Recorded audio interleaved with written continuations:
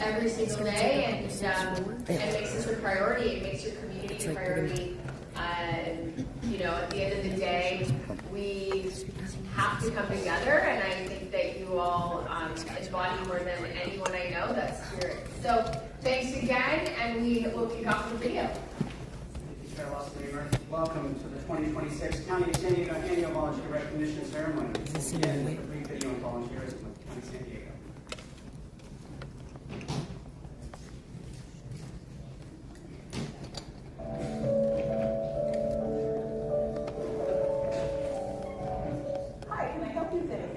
Hi, my name is Betty Unibe, and I'm a volunteer for the San Diego County Library. I happened to visit the Santee Friends of the Library store, and I loved it. It was such a wonderful experience. The people were wonderful, and I said, this is what I will do when I retire. And I did. The money that we make here in the store goes to our local branch. It's exciting to see people come in and find a book that they've been looking for. It makes me feel good that even when things are not going so great in the world, that in your local little sphere that you're doing something to help other people and yourself. It's fun. I've discovered that had I not been a teacher for 36 years, I would have loved to have been a librarian. Just didn't know it. Is this your first time to the park? I'm a volunteer at Oakside Lakes County Park. Well, I've lived in San Diego about 19 years, and I figured a few years ago, hey, it's my time.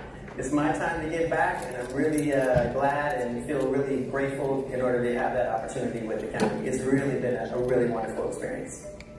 The park is darn near 100 years old. I mean, this park is beautiful and has amazing, amazing history. You get to work with the community, clear trails, just make sure the park's looking great. And then sometimes what we'll do is we'll say, hey, let's put a barbecue here, let's put a fence over here, let's plant some trees.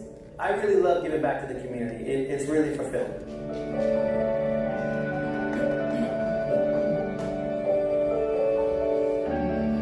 I'm Molly Kuehling. And I'm Bill Kuehling, and we're volunteers for Animal Services. I was a mailman for 37 years, and I figured what better job instead of running from dogs, now I walk. I'm volunteering, feel really good about what we've done. And we know we're helping the animals that maybe have the best home or down on their luck, and we come in here and help them to find a better place to live. We enjoy working with the animals and with people. So I know I'm going to be retiring in a few years, something to fill my time, so I want to volunteer and help the animals. Just knowing that I'm helping out and doing something positive with my time. I'm Amanda Bates, and I'm a volunteer with the Foster Youth Mentor Program. I work with youth who are placed in foster care. Being an adult that works with them, I've done going to the library, applying for colleges and scholarships, homework, school projects, going to their sporting events. Well, I kind of grew up around the system, so my dad was a county social worker who's retired now. I love the feeling of giving back, being able to be that significant adult for youth who don't have other people or don't have the positive role models.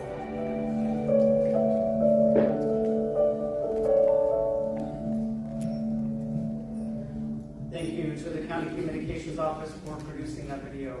Good morning, Chair Losser Reaver, members of the Board of Supervisors, county staff, honorees, and their loved ones. Welcome to the County of San Diego's annual volunteer recognition ceremony. Today we honor outstanding volunteers from various departments. We acknowledge department heads who support these programs and the volunteer coordinators who keep them strong. The honorees have been nominated for their exceptional service and represent nearly 15,000 volunteers who contributed $30 million in service this year. We appreciate your efforts in making our county better. And I'll turn it to Chair Losser Reaver. Thank you so much, Andrew, and thank you all for being here and the work that you do. To begin our celebration, the colors this morning were presented by the San Diego Sheriff's Office Senior Volunteer Patrol Honor Guard. Please stand.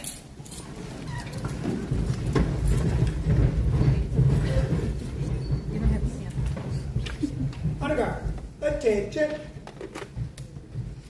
Carry, coach. Wood, march.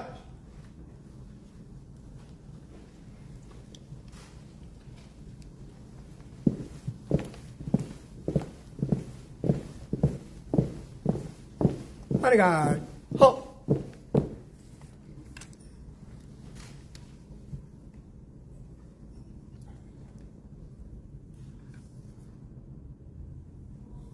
present colors.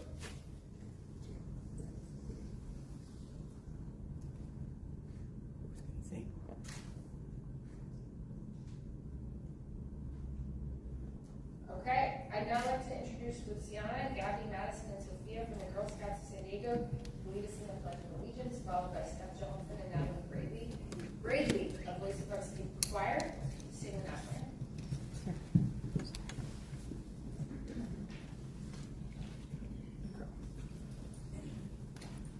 Please put your right hand over your heart. Ready? Begin. I pledge allegiance to the flag of the United States of America and to the republic for which it stands, one nation, under God, indivisible, with liberty and justice for all.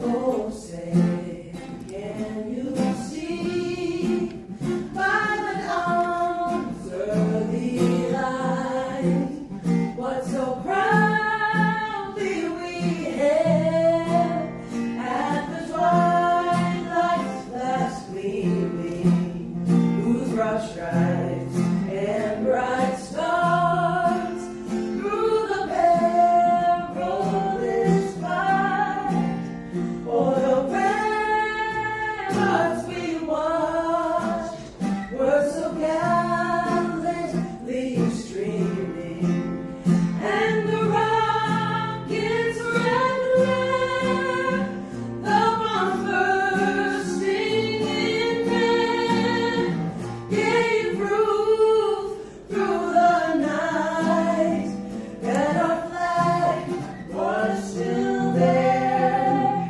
Oh, say, does that star-spangled banner yet wave o'er the land of the free and the home of the brave?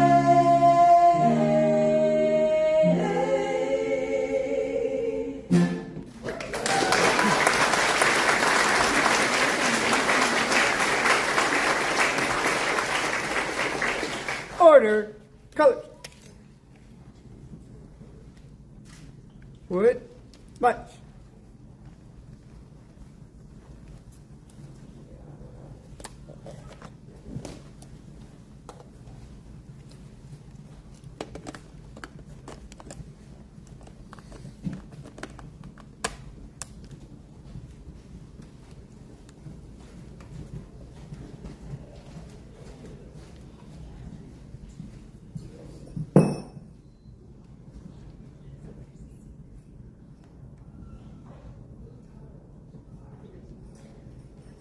Okay, please be seated. I am now pleased to present the proclamation for Volunteer Recognition Month. Thank you all. At this time, I'd like to invite the other supervisors and all departmental volunteer coordinators who are present to join me at the podium. So please come up. All my colleagues, let's go down there. Coordinators, you are a key element in making our volunteer program successful. Accepting the proclamation will be Madison Viet and Navjeet Unian, countywide volunteer coordinators with the clerk of the board's office.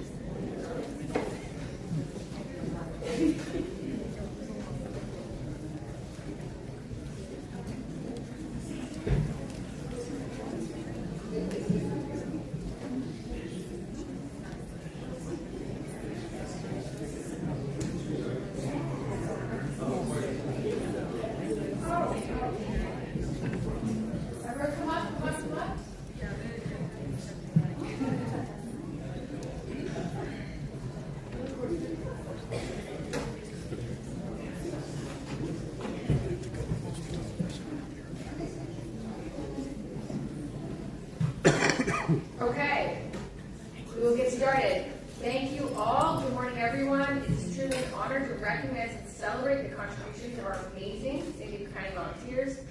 Volunteers are an integral part of the county's strength and one of our greatest resources. All of you selfishly offer your time, energy, and expertise to enrich the quality of life for all San Diego County residents. And I want to extend a heartfelt appreciation to the department, volunteer coordinators, for your tremendous success in recruiting, managing, and motivating our 14,822 volunteers. So you all are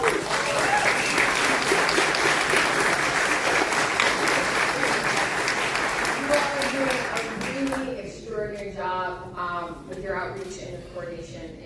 That is a humongous task. So thank you for your leadership and the dedication of our amazing volunteers. And just to turn them into a dollar value, which you can't. You cannot change heart and community into dollar value, but just to try. According to our budget office who does budgets, it is the worth to the county is $30 million a year of volunteer contributions. So that's really amazing. So, in honor of all of your dedication and hard work, be it proclaimed by Chair Losser-Reamer and all members of the San Diego County Board of Supervisors this 21st day of April 2026, that we commend San Diego County volunteers for your outstanding service, leadership, and commitment to the residents of San Diego County, and do hereby declare this day to be San Diego County Volunteer Appreciation Month throughout San Diego County. And here to accept the proclamation are Madison Padilla and Manjeet Punyan, our countywide volunteer coordinators.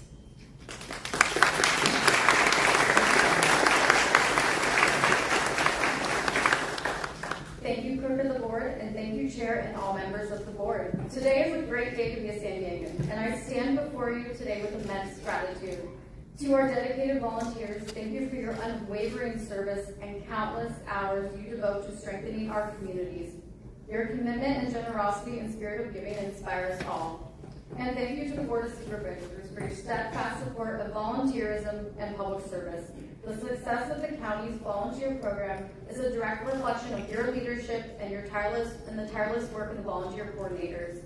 Because of your support, we were able to make a meaningful difference in the lives of residents across the region. Together, your efforts represent the County of San Diego's guiding principles. Be bold, be kind, be curious, do the right thing. Congratulations to you all, and thank you for your remarkable service.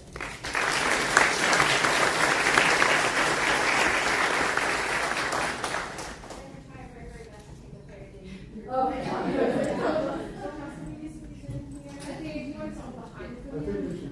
in front? Okay. This is the photographer. Okay. Who do you want in the middle? You and the woman that just spoke. Okay, great. And also my colleagues.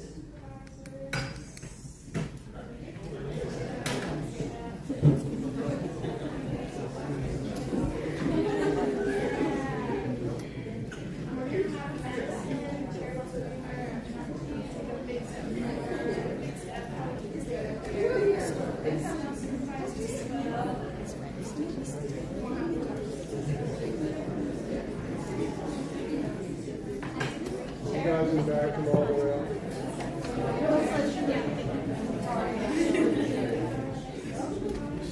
Can you guys come up in front? As many as you can.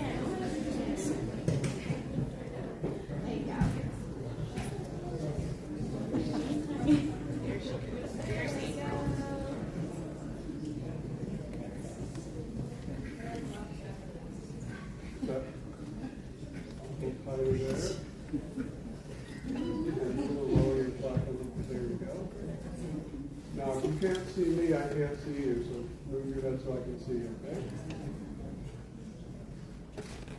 I need bigger cameras.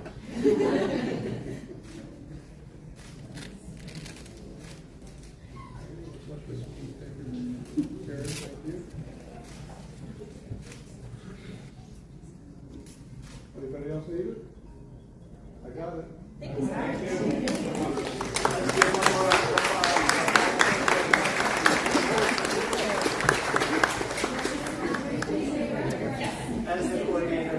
reclaim their seats, Chair Lusterimer, members of the board, I'm honored to present the 2026 County Volunteers of the Year. As I call out the honoree's name, I would invite the department head and volunteer coordinator to come forward and join your honoree.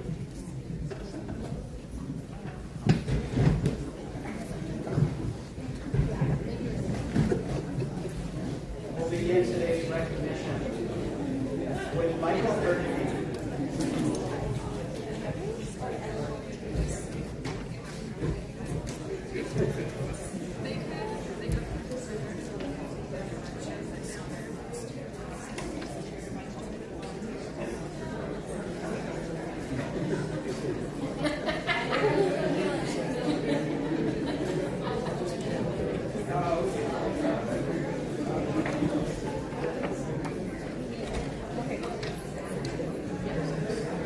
Michael is being recognized by the Office of the Assessor Recorder County Clerk for his dedicated service in the marriage room.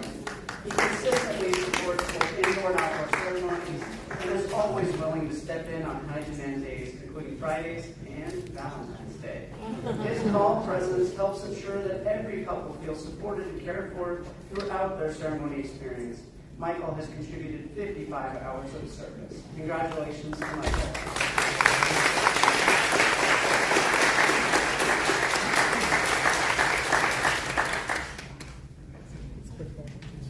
Pam Pagillo is being recognized by the San Diego County District Attorney's Office for her meaningful service at One Safe Place, the North County Family Justice Center. Since joining as a volunteer in 2023, she has created and continues to maintain the partner agency resource space, ensuring that families have access to essential emergency items.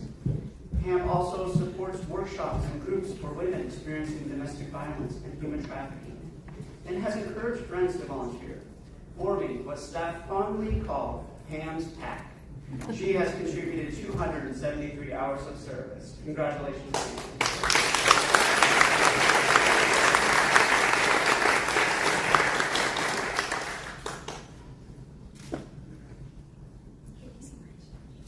Ryan Duncan is being recognized by the San Diego County Sheriff's Office.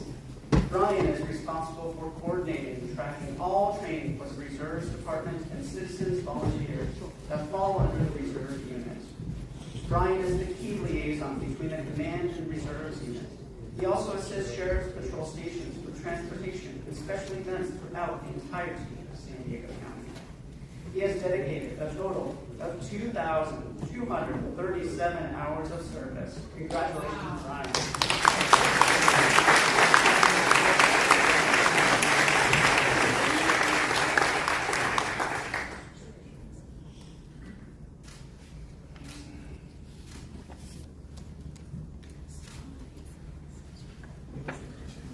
Susan Lalaker is being recognized by the San Diego County Sheriff's Office for her strong leadership within the Search and Rescue Training Unit. Her role includes planning, training strategy, developing curriculum, coordinating logistics, and providing hands-on instruction. In addition to her operational responsibilities, she represents the Search and Rescue Program in public presentations, clearly communicating essential information to the community. Susan's dedication, organization, and supportive leadership have greatly strengthened the program. She has contributed 701 hours of service. Congratulations, Susan.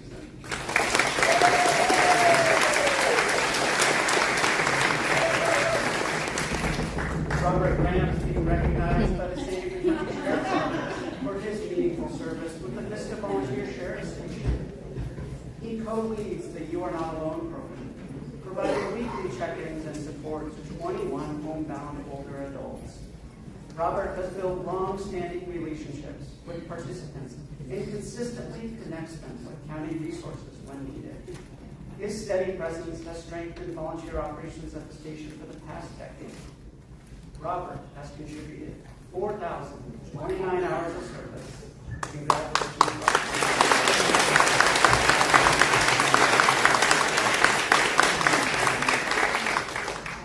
Amy Hall is being recognized by the San Diego County Sheriff's Office for her leadership and commitment within the Volunteer Sheriff's Patrol. She serves as a volunteer patrol administrator for the Lemon Grove substation and played an essential role during the station's transition to substation status, an adjustment that significantly reduced available volunteer staff. Amy successfully reorganized and supported the remaining team to ensure that the substation's volunteer patrol responsibilities continued without interruption. She has contributed 2,811 hours of service.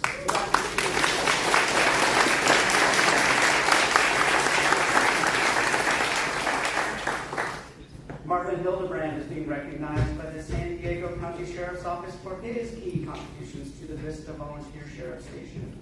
He serves as a patrol leader, coordinating the day's assignments for volunteer patrol teams. Marvin also co-leads the You Are Not Alone program, providing weekly outreach to 21 homebound older adults and helping connect them with needed support. His reliability and dedication have strengthened both patrol operations and community care. Marvin has contributed 2,345 hours of service. Congratulations, Marvin.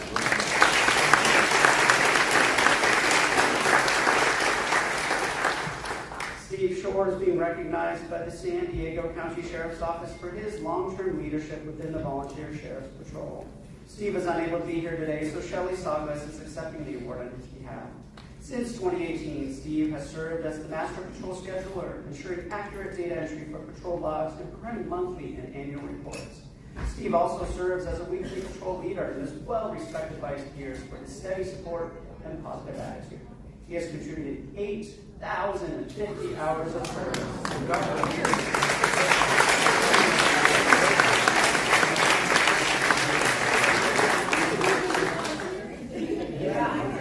LaVon Scholler is being recognized by the San Diego County Sheriff's Office for her long-standing commitment to the Volunteer Sheriff's Patrol.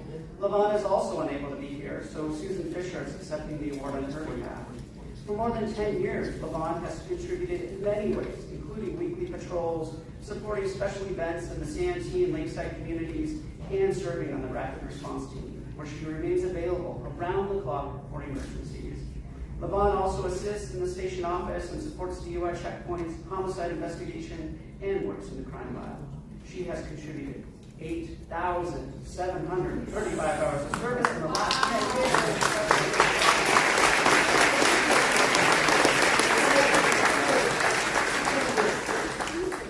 Elizabeth Chase is being recognized by the San Diego County Sheriff's Office for her dedicated service representing the Poway Sheriff Station and Department as a member of the Honor Guard. She has participated in major events such as the Sheriff's 175th anniversary, the Sheriff's Fallen Memorial, and multiple ceremonies honoring fallen officers. Elizabeth also regularly presents at Volunteer Academy graduations. Known for her positive spirit and professionalism, she is a strong role model for volunteers. Elizabeth has contributed 12,500 hours.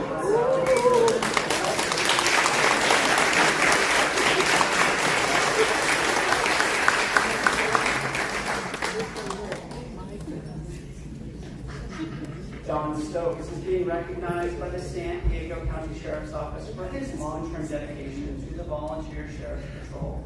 For more than 15 years, he has contributed in numerous ways, including weekly patrols and support for special events in both the Santee and Lakeside communities.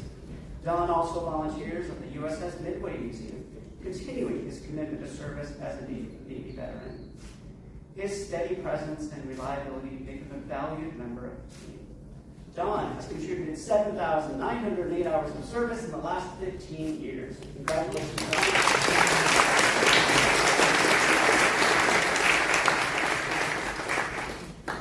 Julie Sumita is being recognized by the San Diego County Sheriff's Office for her compassionate service at the Alpine Sheriff Station over the past 3 years. She serves as the lead volunteer for the You Are Not Alone, providing weekly visits, support, and companionship to participants. Julie goes above and beyond by making birthday cakes, purchasing thoughtful gifts, and making special holiday visits. All gestures that make a lasting impact on the people she serves. Julie has contributed 1,410 hours of service. Congratulations.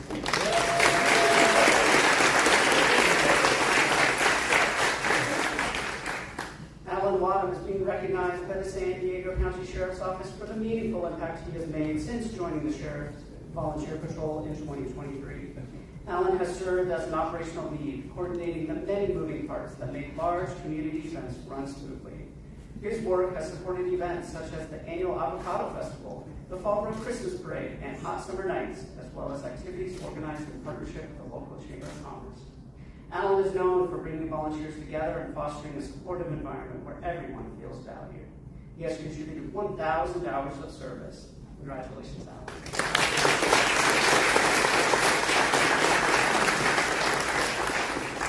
Richard Wang is being recognized by the San Diego County Sheriff's Office for his leadership as volunteer coordinator for the Ramona Sheriff Substation. He oversees daily operations with professionalism, ensuring that volunteers feel supported and prepared. Richard's strong organizational skills and collaborative approach help maintain a cohesive and effective team that contributes meaningfully to the safety and well-being of Ramona residents. He has contributed 2,700 hours of service. Congratulations, Richard.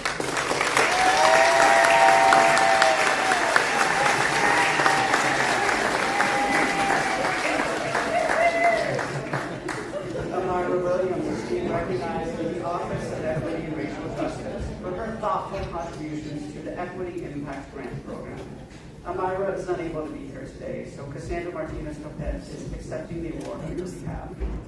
Amira developed summaries and identified key themes from the program's first cohort of final reports and presentations, helping to highlight community priorities and lessons learned.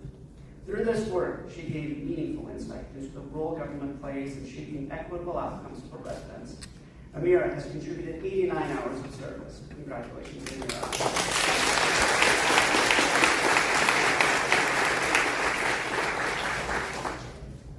Julia Talbot is being recognized by the Office of Evaluation, Performance, and Analytics for her significant contributions to developing the county evaluation policy. With 15 years of experience as a senior economist, she has helped translate complex research concepts into clear, practical guidance for county staff.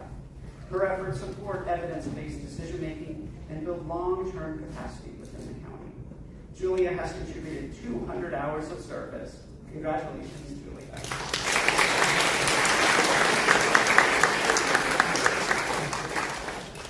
Rainier Bondock is being recognized by the Department of Purchasing and Contracting for the meaningful impact he has made since joining the team.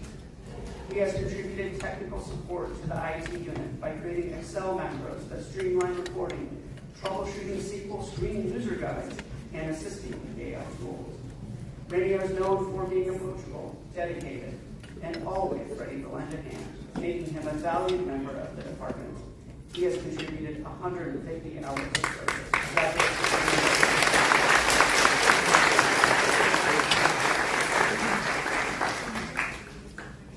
Burma Dunn is being recognized by the San Diego County Registrar of Voters for her long-standing commitment to supporting elections.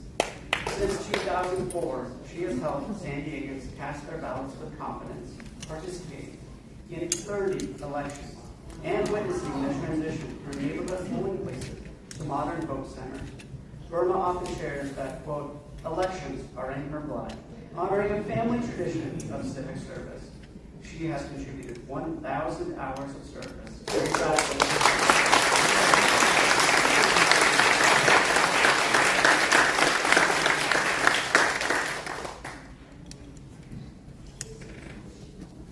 Darius Bastani is being recognized by Aging and Independent Services for his leadership with the Senior Gleaners of San Diego County, where he serves as both the district lead and vice president of the board. He guides strategic planning, volunteer coordination, and field operations, overseeing the full life cycle of gleaning activities. Since 2018, his district has collected nearly 2 million pounds of food for the community. Darius is also known for his upbeat and joyful presence. He has contributed 2,163 hours of service. Congratulations, Darius.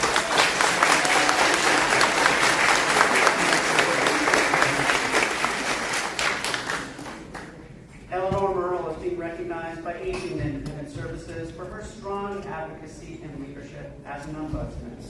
She was an early adopter to the Ombudsman Data Integrated Network, setting a high standard for accuracy and digital proficiency. Eleanor has served in a demanding facility where her advocacy has helped overturn unlawful discharges and improve substandard care, ensuring residents' rights are protected. She has contributed 1,476 hours of service. Congratulations, Eleanor.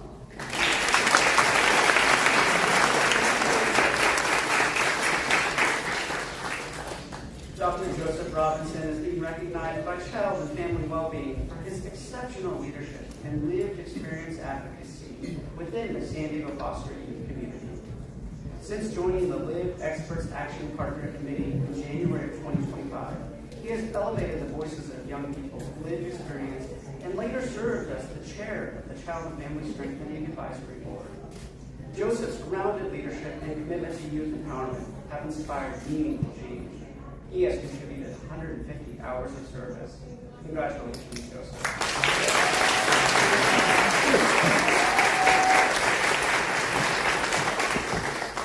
Ricardo Macedo is being recognized by First Five San Diego for his dedicated service on the Commission's Finance Committee, where he serves as chair. He joined during a period of declining funding and took on the challenge of understanding complex financial statements, operational priorities, and the annual independent audit process. His background in finance and banking has strengthened the committee's work and contributed meaningfully to the organization. Ricardo has contributed 60 hours of service. Congratulations, Ricardo.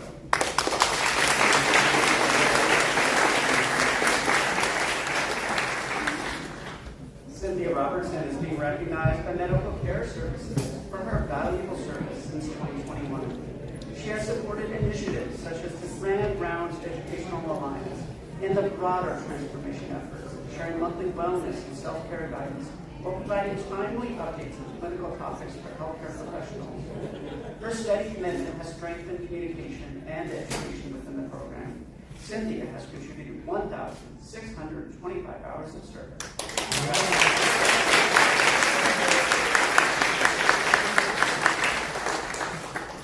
Dr. Lillian Harvey Banchik is being recognized by Medical Care Services for her meaningful service in the outreach and education team over the past 5 years. Lillian is unable to be here today, so Emily Gwynn and Dr. Tudor are accepting the award for the A retired trauma surgeon, Lillian has provided life-saving wound care and stop-the-bleed training to healthcare workers and community members. She's also engaged directly with healthcare professionals to share up-to-date information and resources to the Tijuana sewage river crisis. Liliana has contributed 1,287 hours of service. Congratulations, Liliana.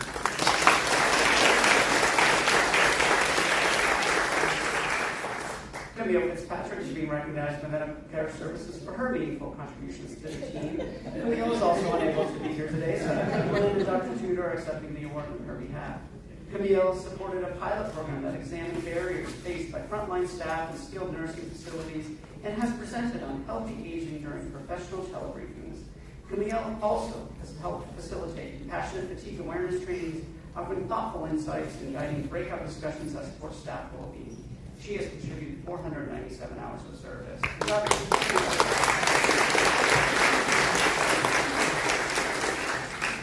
Jordan Tinney is being recognized by Public Health Services for her dedicated service at the California Children's Services South Medical Therapy Unit, which provides occupational and physical therapy to children with disabilities. Jordan has a natural ability to connect with families, offering a warm and welcoming presence.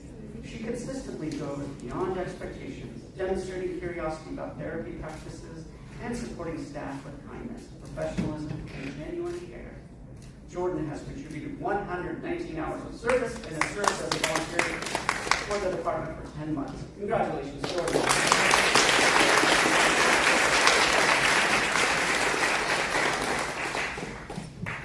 Kaylee Smith is being recognized by Public Health Services for her long-standing commitment to the Harm Reduction Services Program.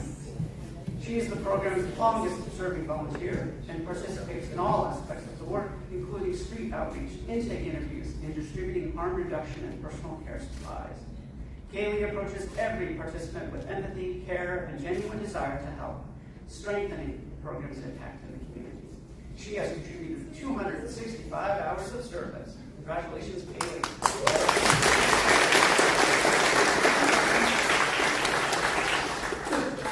Hunter Ames is being recognized by the San Diego County Library for his dedicated service at the Poway Branch. He has provided one-on-one tech help and step-by-step assistance with devices and applications, offering support to patrons, especially older adults. Hunter also launched Internet Safety 101, inviting his club to help teach safe browsing practices and scam prevention.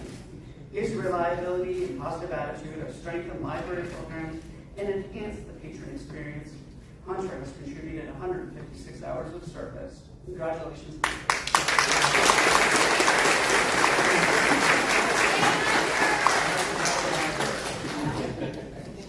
Michael Jackson is being recognized by the Parks and Recreation Department for his service as a volunteer coach and class facilitator at the Spring Valley Community Center. Throughout 2025, he led the adult walking class, supporting older adults in improving balance, building social connections, and developing healthy routines. Michael has contributed 1,000 hours of service. Congratulations, Michael.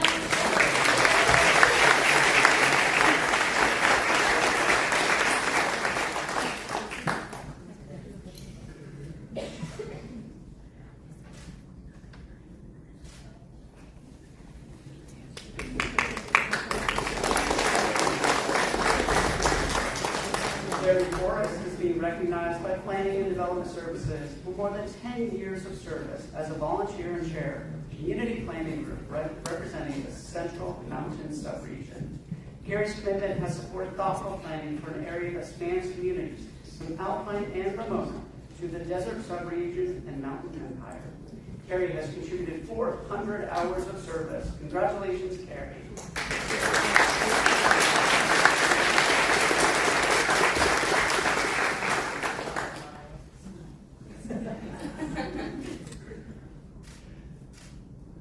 Charlotte Morales is being recognized by Animal Services for her dedicated support at the Bonita Shelter.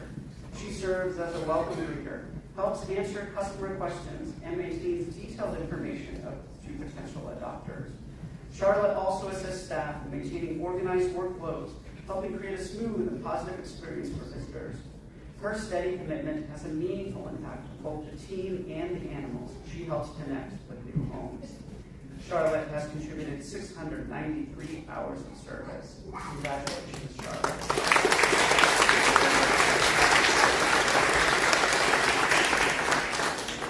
Giselle Romero is being recognized by the Department of Child Support Services for her dedicated support of the department's legal work. She has assisted attorneys throughout the child support litigation process, including preparing ex parte applications, organizing daily court calendars, drafting and filing petitions, conducting research, and preparing memorandums and points and authorities. Giselle has communicated with clients and attorneys to help move cases forward effectively. She has contributed 347 hours of service.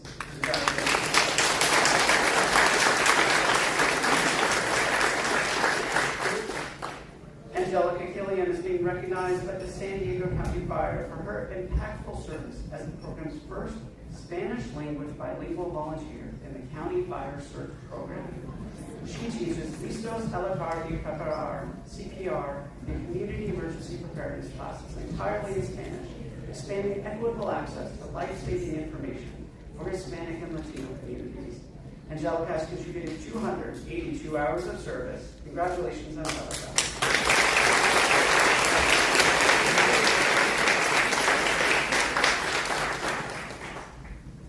Barbara McCown is being recognized by the Probation Department for her leadership with Positive Teams, the local nonprofit that trains service, facility, and therapy dogs. For more than 2 years, she has volunteered at the Youth Transition Center campus, helping implement a goal-driven, cognitive behavioral curriculum using therapy dogs. Barbara has contributed 1,260 hours of service. Congratulations, Barbara.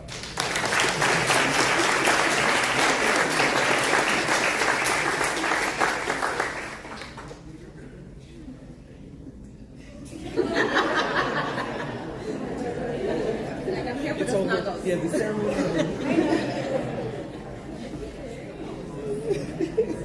Mary Heinbach is being recognized by the Department of Public Defenders for her important contributions to complex homicide cases. She has assisted attorneys by reviewing discovery, locating witnesses, participating in team discussions, and taking on urgent, high-priority tasks when needed. Mary's careful work has supported the pursuit of justice and favorable outcomes for clients. She has contributed 2,300 hours of service. Congratulations.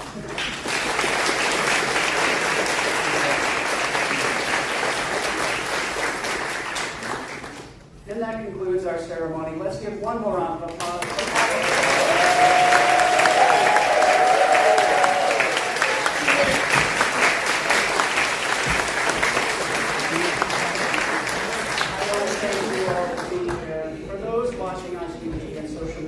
If you are inspired by these individuals and what they have done, the county has lots of volunteer opportunities. Please visit our website at www.sandiegocounty.gov/volunteer to find volunteer opportunities without pay. I want to thank John Volunteer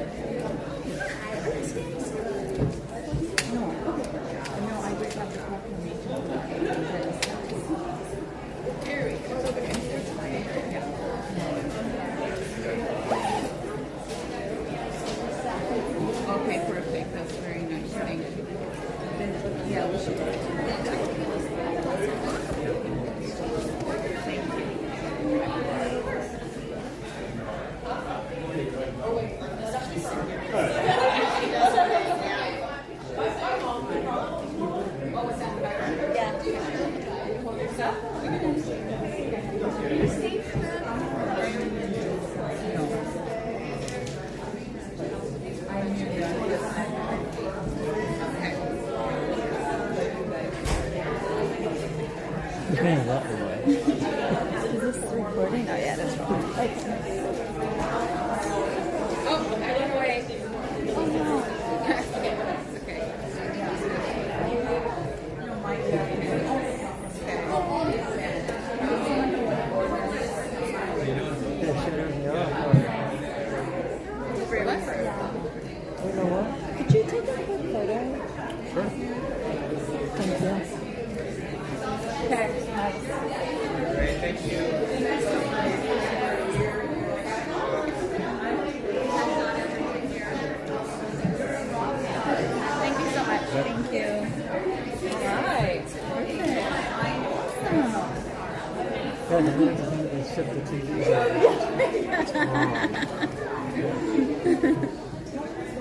Do you have any plans after this information? Oh, okay, okay. Because the funny and the size is kind of behind. It's long. You got nothing from the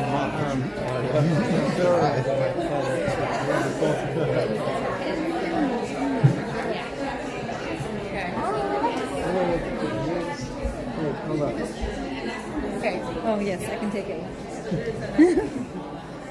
Ready? Got it. 1, 2, 3. Got it. Mr. Knight? That, something was going on. Is it too big? I didn't read it. Because the ones that was here is kind of ball playing with it. Oh, are they? Yeah.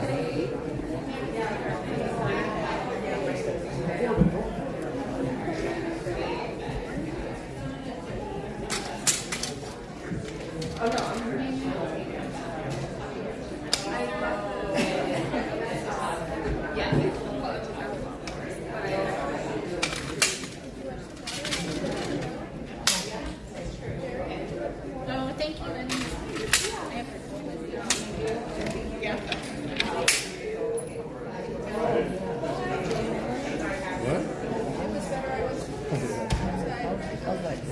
Can somebody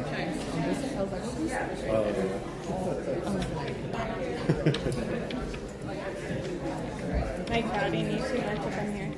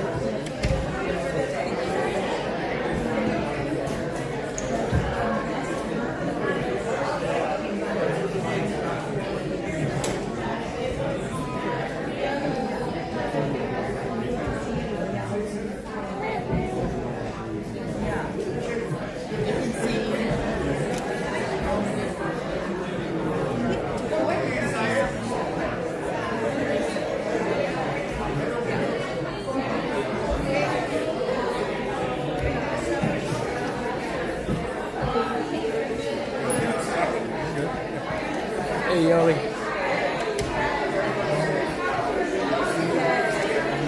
Summer. How you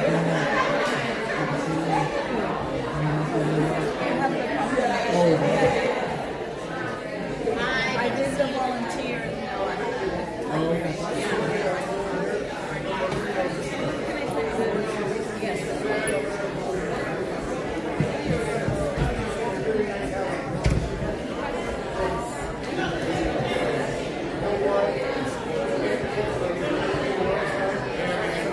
Hey, how you doing? Haven't seen you in a while. I know. Your hair's short. Huh? Is your hair shorter? It is. Looks good. Thank you. How have you been? Just another day in the jungle. It's never a dull moment. Always something going on. I love your hair. It's so Thanks. bright right now. I know. She did a good job. She just picks the colors. Like, she used to say, "What do you want?" And I'm like, "I don't know, whatever." And now we don't even say anything. She just puts it in the thing, and then you go, "Oh my gosh, that looks so cool!" Oh, I love that. And I have this guy giving free haircuts, and I'm like, "Who wants to put a design inside?" And he was like, "I'll do that." So I was like, "Sweet, dude, thanks." I've always wanted to do that. I haven't had the balls to do it. Well, because I shave it bald, and then once it starts to grow out, like before I get it done again, it can kind of get shaggy. So I was like, I need to find someone to kind of, in the interim, go in and do a design so that it's not so weird. Right. Because it grows back really fast. It's like within a couple of days, there's stuff there. But yeah.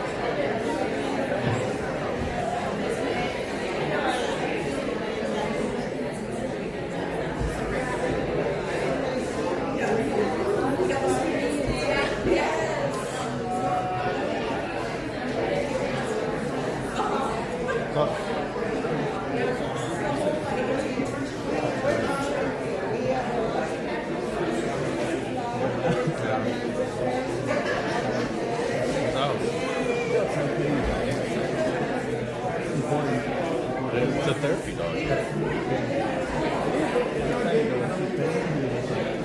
Because they're trained to be like that. Yeah, they're just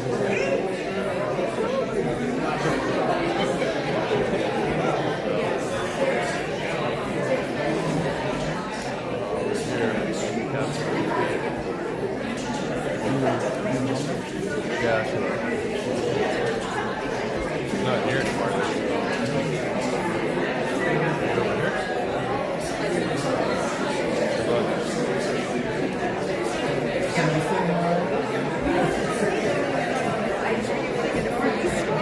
Nice to see you.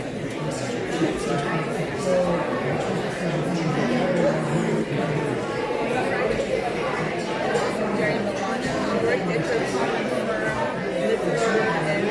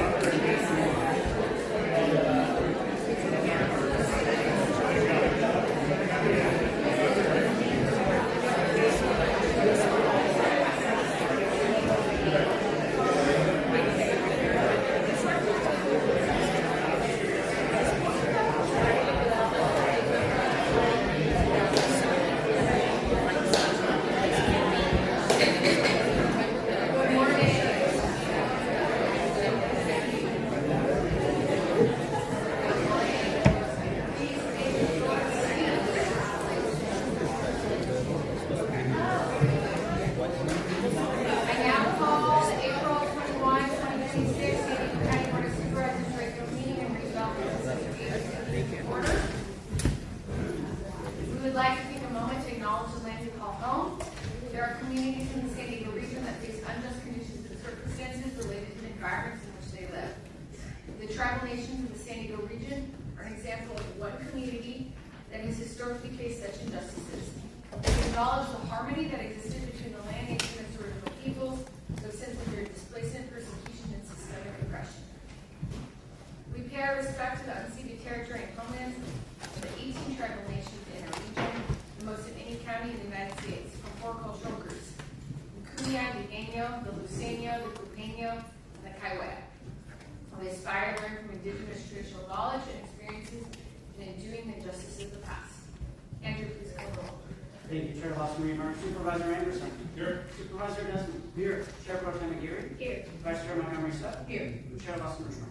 Okay, fantastic. Well, we already had our pledge, which was led by the Girl Scouts of San Diego at our annual volunteer recognition event this morning. They were fabulous. And we will now have Very Reverend Kakrad Bergerkian deliver the invocation. Please stand.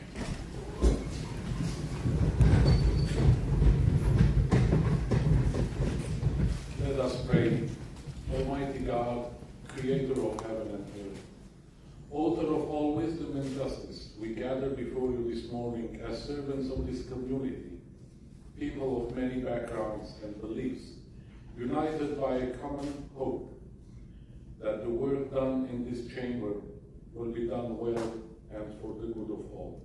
We ask for your blessing upon the members of this board as they take up the responsibilities of this day. Grant them clarity of mind to weigh what is true, courage of heart to act on what is right, and the humility to remember that they serve not themselves, but the people of this county. May the decisions made here reflect the dignity that belongs to every human life. May disagreement, when it comes, be met with patience. May the vulnerable find advocates in this room, and may justice and compassion walk together in all that is deliberated. We remember today in particular those communities who have known suffering and loss, and we renew our commitment that such suffering is not and not to be forgotten, and that the work of human dignity continues. Guide this board, bless this county, and may the work of this day be worthy of the trust placed in your hands, in these hands. Amen. Thank you. We will now proceed with the proclamations. The first proclamation will be given by Vice Chair Montgomery Stepp, honoring African American Wellness Center for Children and Families. Accepting of the proclamation will be Cynthia Guillen.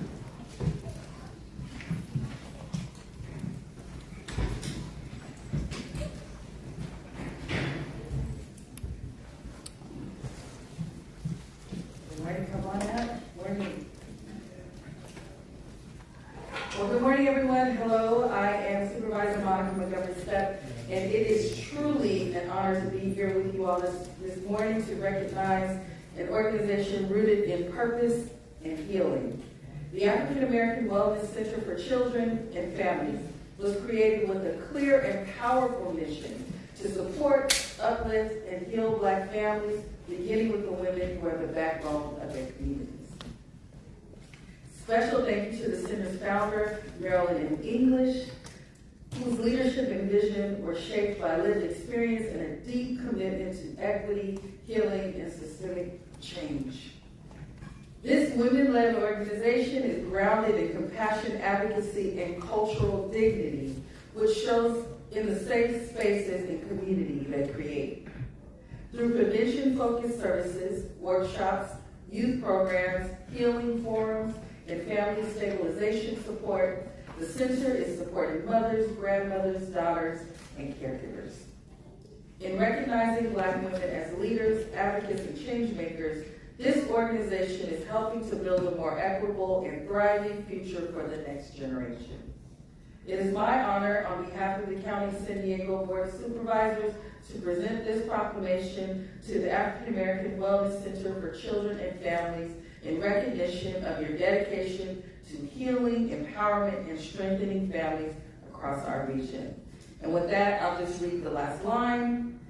Whereas the County of San Diego is committed to recognizing and honoring those individuals and organizations that are dedicated to the best ideals of public service, and the African American Wellness Center for Children and Families is one such worthy organization. Now therefore be it proclaimed by Chair Tara Lawson-Remer and all members of the San Diego County Board of Supervisors on this 21st day of April 2026, that they commend the African American Wellness Center for Children and Families for their outstanding service, leadership, and commitment to the citizens of San Diego County, and do hereby declare this day to be African American Wellness Center for Children and Families throughout San Diego County. Congratulations.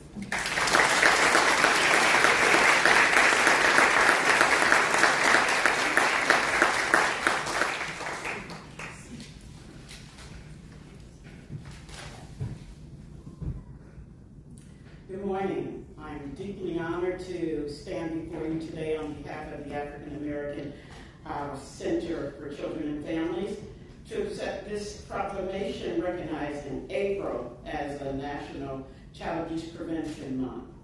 This moment is not just recognition, it is a reminder of what is possible when communities come together to protect our children, to strengthen our families, and to build a future rooted in love, dignity, and support. We believe in empowerment over dependency. Families already hold strength within them.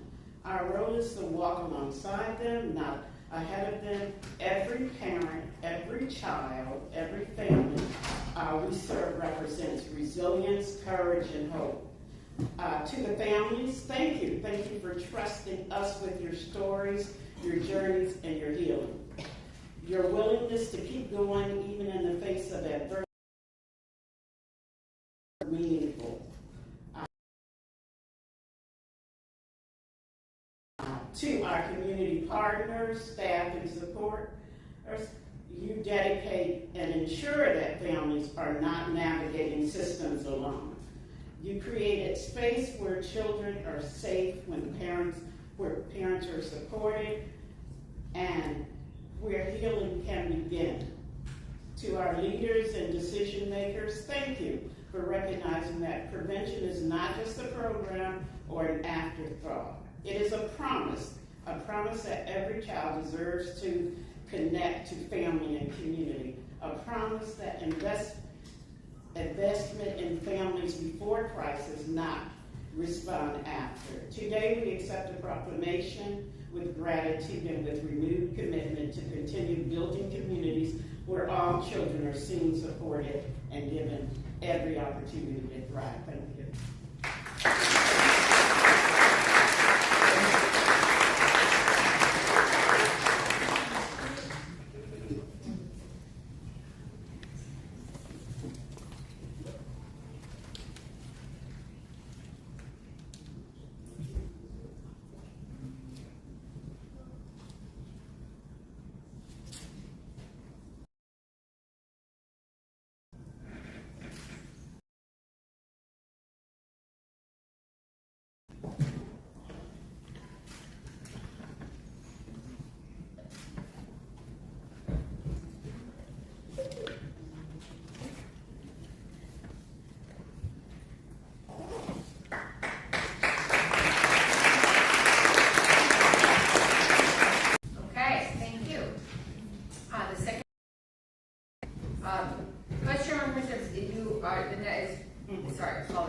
The second one, proclamation will be given by Vice Chair Montgomery Staff and Chairperson McCurry, honoring Child Abuse Prevention Month. Accepting the proclamation will be Alfredo Guardado. Apologies, Alfredo.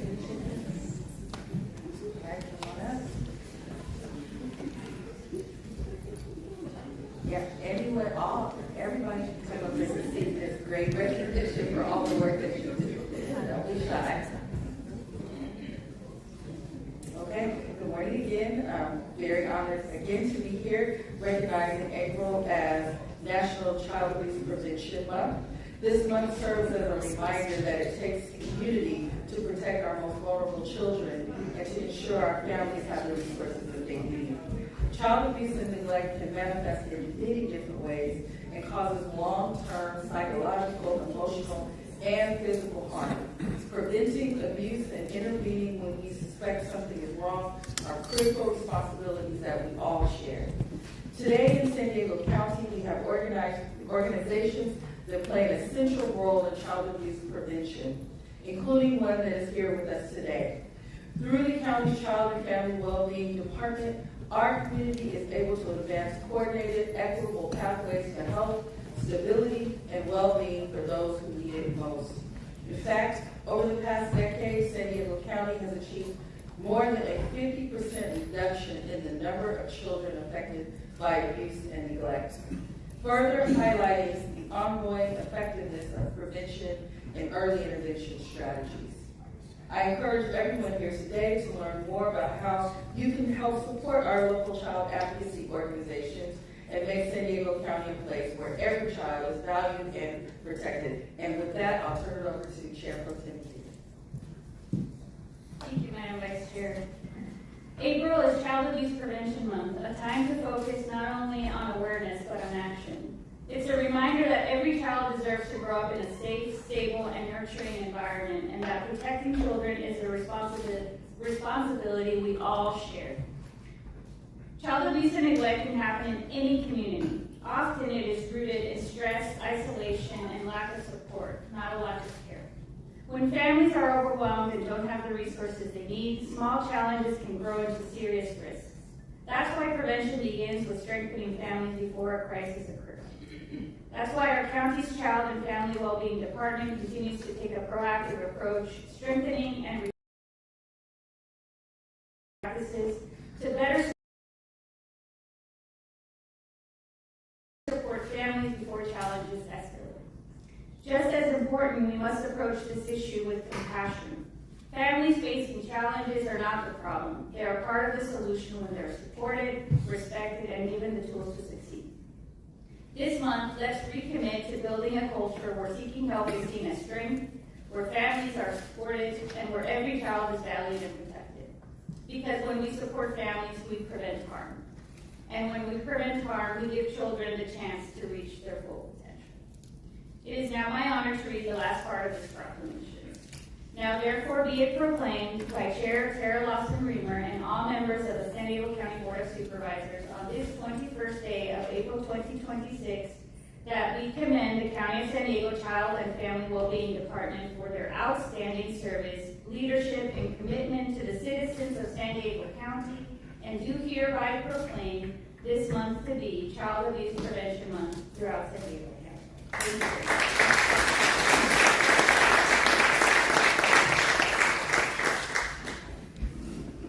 Thank you, Vice Chair Montgomery Stepp and Chair Pro Tem Aguirre. Thank you for this recognition and for your continued partnership in advancing child and family well-being across our region.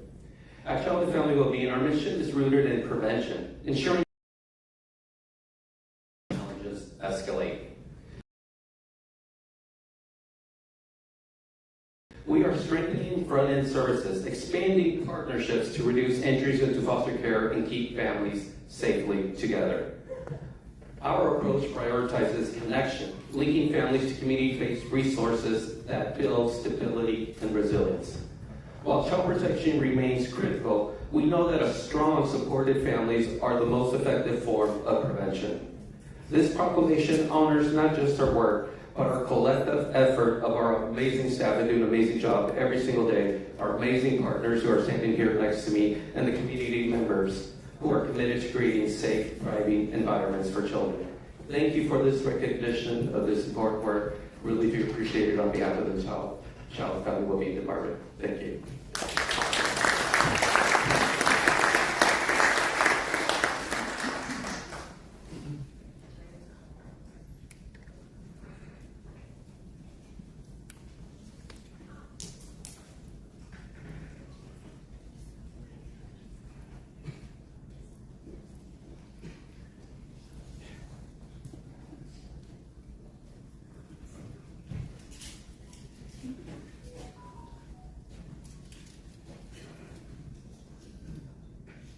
Hey, thank you all. Third proclamation will be given by Chair Chairperson Tiffany Geary, honoring the Tijuana River Coalition. Accepting proclamation will be Courtney Baltiski, Sarah Davidson, and Tiffany Geary.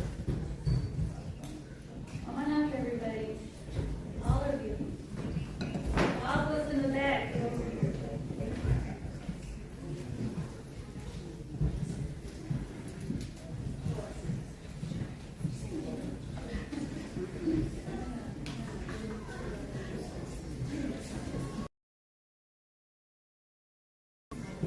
Today I am proud to recognize the Tijuana River Coalition tireless advocacy on the Tijuana River pollution crisis. I am incredibly honored to welcome Courtney Batilski, Sarah Davidson, Tiffany Curry, and everyone that's standing behind me who is part of the coalition and is joining us today to accept this proclamation.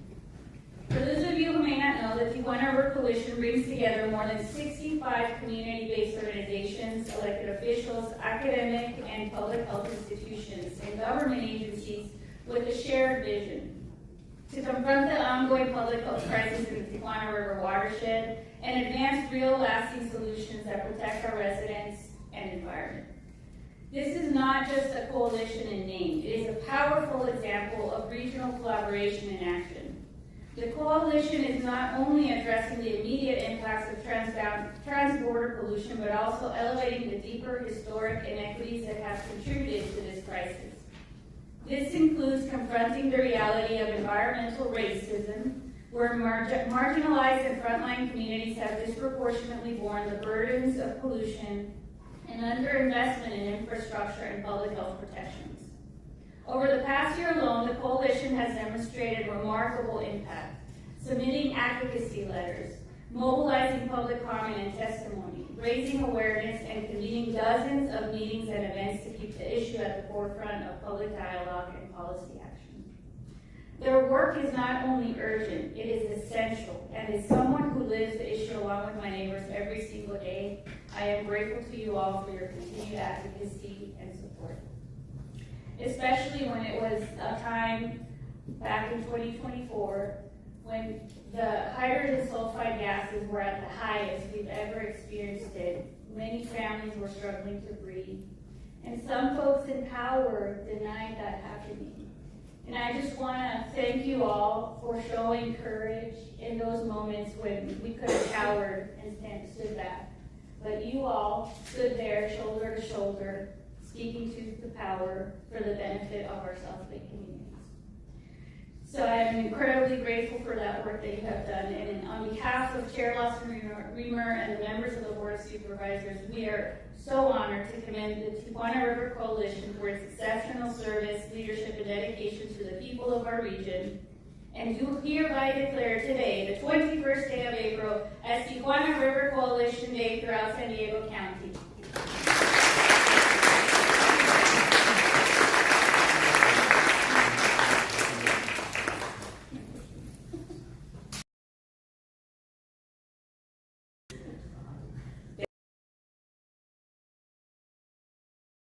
Thank you so much, and it's an honor to be here. My name is Courtney Baltiski, and I'm the Vice President of Public Policy with the YM.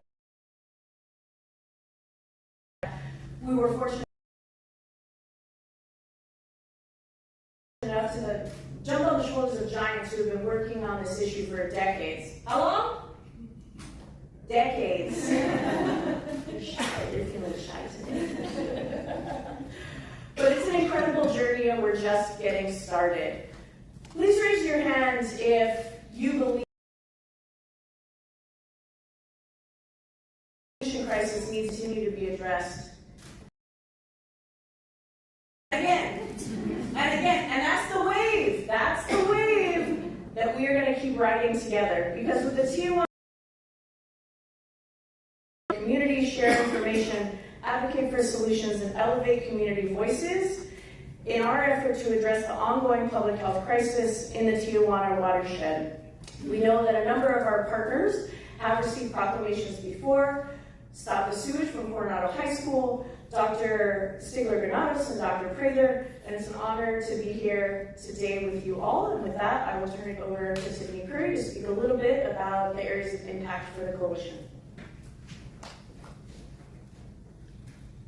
Hi, good morning everyone. My name is Tiffany Curry with Outdoor Outreach, and I'm honored to speak on behalf of the Tijuana River Coalition today.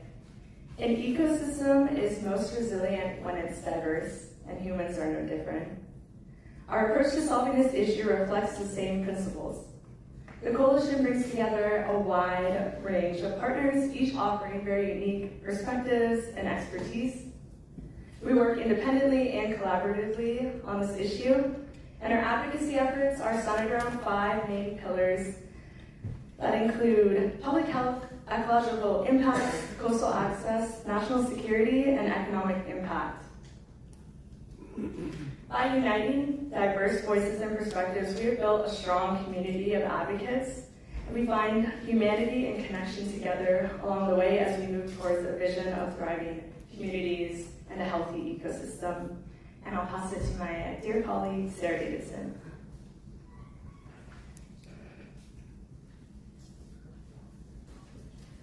Good morning, my name is Sarah Davidson. I manage the Clean Border Water Now program at the Surfrider Foundation. And I wanted to extend a heartfelt thank you from all of us in the coalition to you, Chair Pro Tem Ade, Chair Nelson Reamer, and all of the supervisors. Thank you for this incredible recognition and honor, and also for all of your dedication and leadership to advocate for and heal the Tijuana River watershed.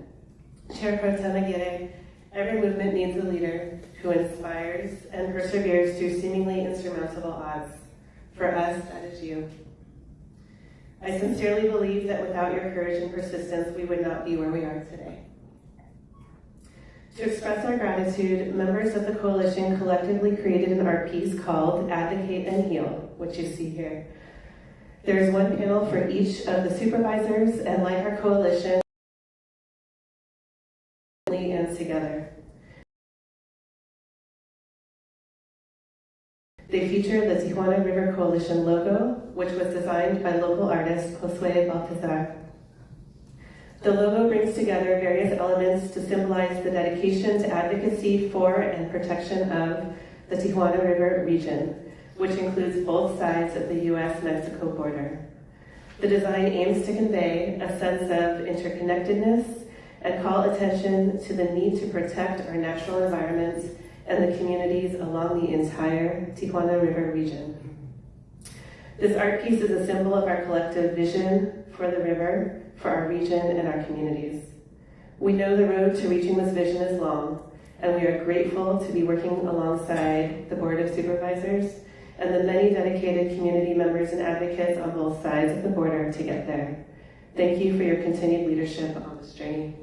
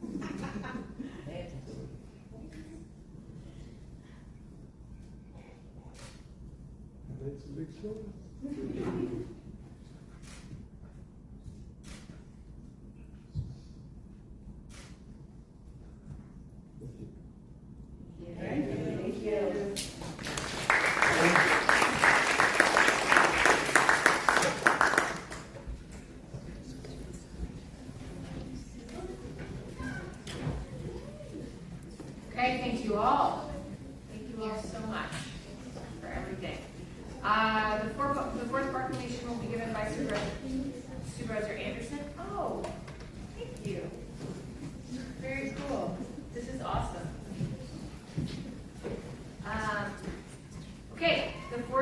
proclamation will be given by Supervisor Anderson on September for proclamation will be very Reverend Gerard Burjakios.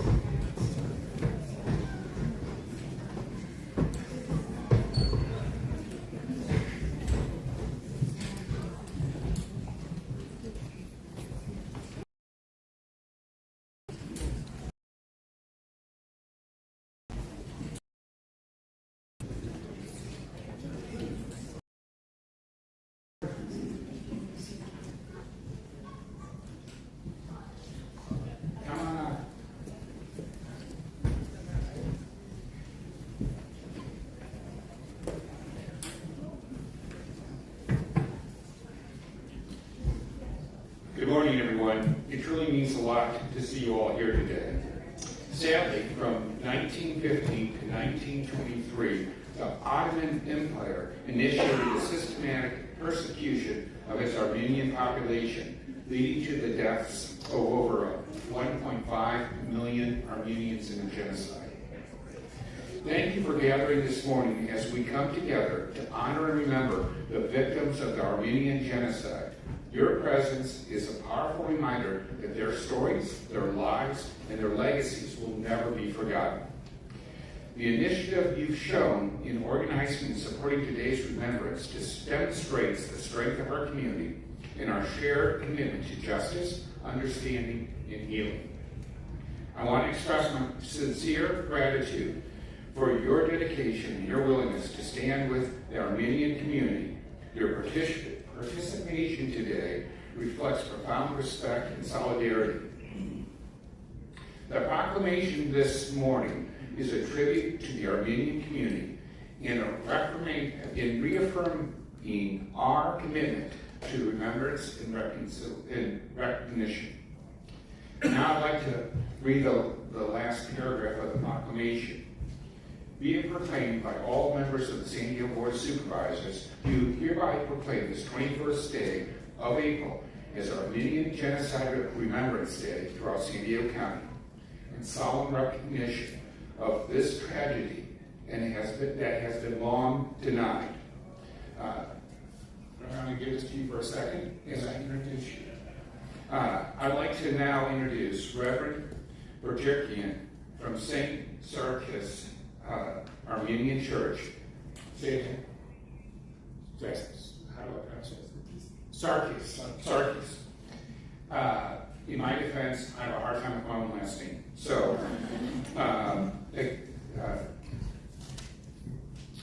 Reverend, thank you for championing in this acknowledgement of the tragedy and prioritizing the remembrance in our community. And I want to do just a quick shout out. We are so fortunate to have such an incredible DA, and I'm looking forward to hearing what she has to say too. But Reverend, it's your turn to speak, and I can hold this for you.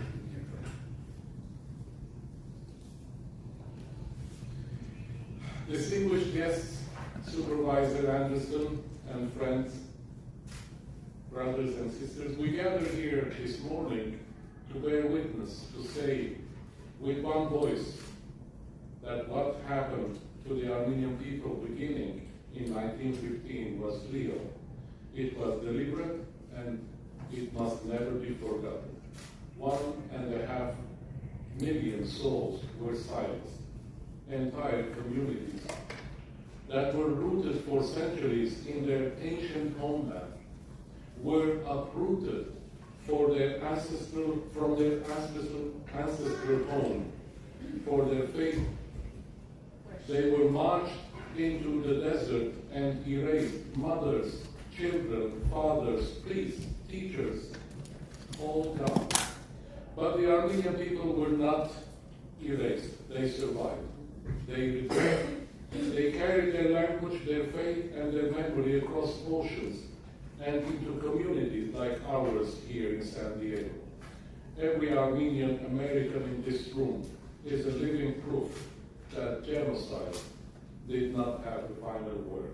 We are here because memory is not passive. To remember is an act of resistance. It is a moral obligation to the dead, to the survivors, and to every generation that comes after. When we name what happened, when we call it a genocide, we stand on the side of the truth. And truth, however long delayed, is the only foundation on which justice can be built. On behalf of the St. Sarkis Armenian Parish and community, I thank Supervisor Joel Anderson and the San Diego County for opening these doors and making space for this remembrance. May we leave this room more committed to memory, to justice, and to the enduring light of the Armenian spirit. We remember. Now I would like to introduce our beloved PA, Mrs. Summer Stevel, who is an adored member of the Armenian community of San Diego.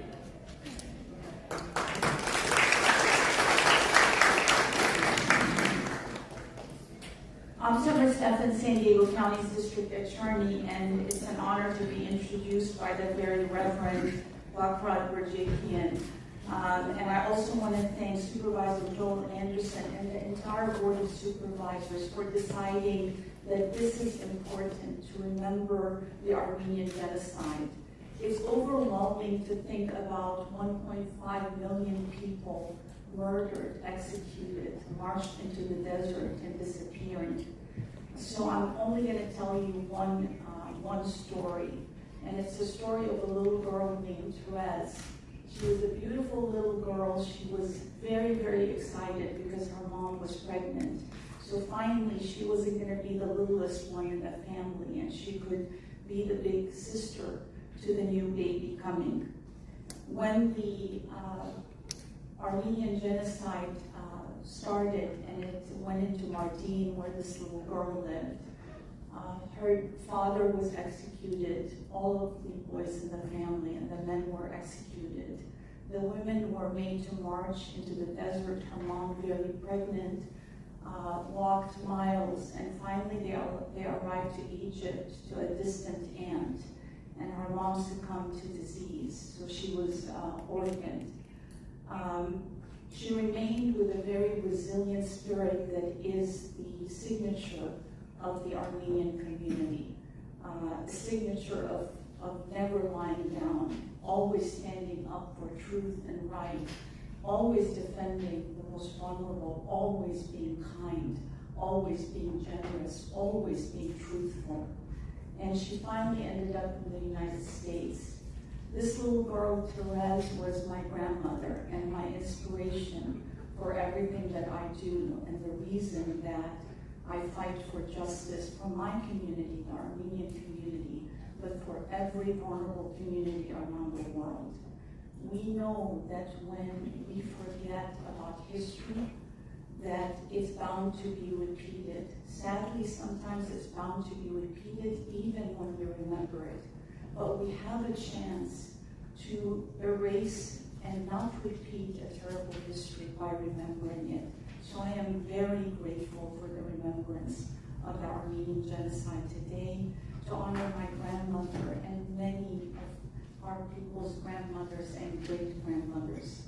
At this time, it's my privilege to introduce my friend and a pillar of the Armenian community and the community in general in San Diego, Kathy Kasarjian. She is a person of action. She goes and she helps orphan children. She always honors her heritage by her courageous and generous actions.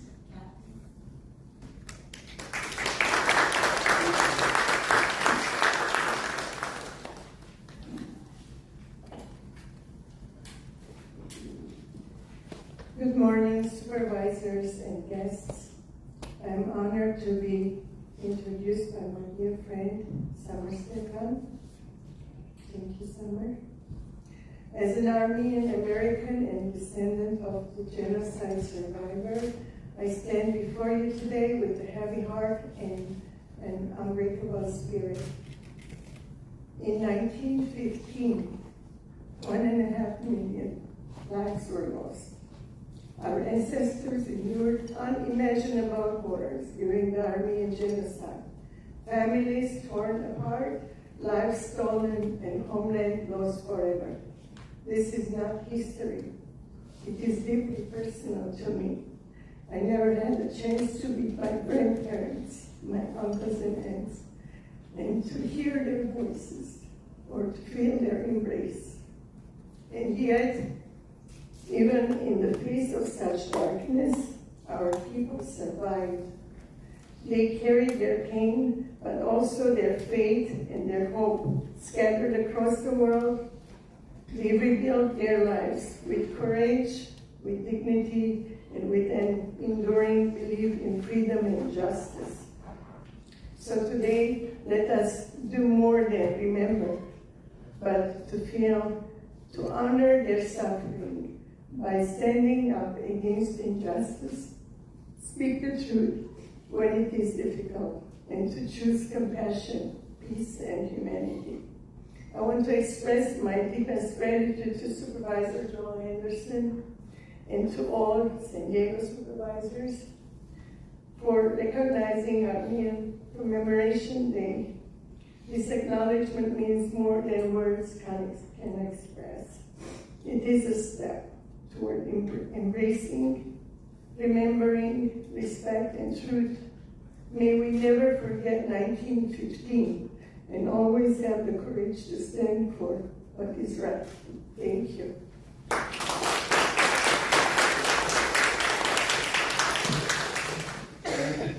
I have a good friend here that's not scheduled to speak, but John Dean wanted to say a word. Good morning, everyone. First thing I want to say, I'm going to say this straight out bluntly. The Armenian community has no better friend than Joel Anderson. God bless him for doing this. And this proclamation is signed by all 5 supervisors. A lot of people don't realize San Diego County is the 5th largest county in the country. This is huge. The last time Supervisor Anderson did this type of ceremony, it got intense media coverage. In Armenia, it made the paper, it made the evening news about little old San Diego. So everybody's got to realize the importance of this. Armenians, since the massacre, have assimilated into this country. They've become district attorneys. We had a governor of this state. But some had to change their name for different reasons. I'll just give you 2 brief examples. Who knows, raise your hand, who knows who Sherilyn Sarkeesian is? One person. Well, nobody. I think all need to know. Just one person.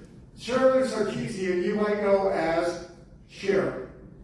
So Armenians have a rich tradition in this country of participating in all different sports, entertainment, etc. The next one is, whose name changed, and the reason I'm bringing up his name change is because we're talking about the genocide. The famous tennis player, Andre Agassi. That is not his original name. His ancestors were in Armenia during the massacre. And Andre writes in his book that the reason they changed their name, because when it's an IAN, that's a dead giveaway that it's Armenian. The reason his family changed their name, and this is a direct quote from his book, is because the Turks were walking down the middle of the street and using Armenians as target practice. Ladies and gentlemen, that is the genocide. Let's never forget. And Supervisor Anderson and the entire board, thank you again.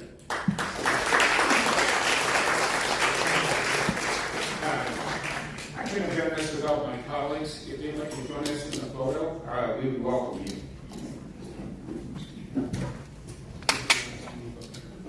Where do you want us? Right over here. Come on.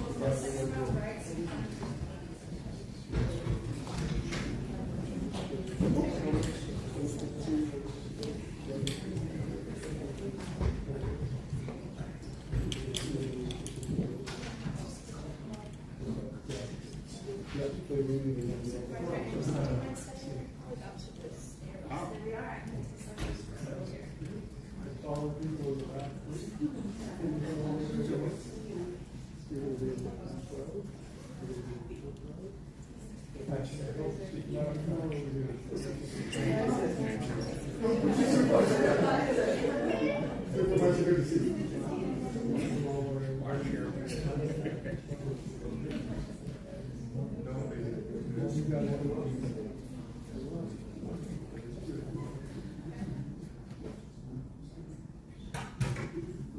everybody can see me and I can see you, all right, let's make it a little tighter over here.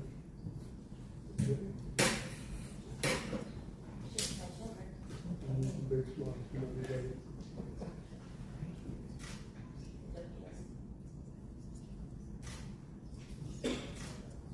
I think I can get a bigger smile out of this script. I know it's good. Can you go that way just a little bit? Yeah. Yeah. Okay. Yep. Everybody got it? Thank you, guys. Thank you.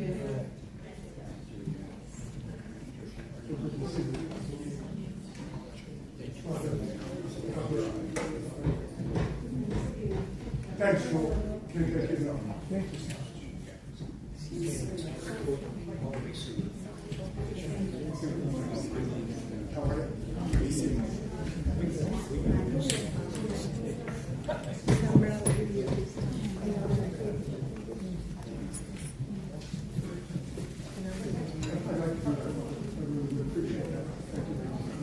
Supervisor, how the hell are you? What's going on here? Thank you all very much.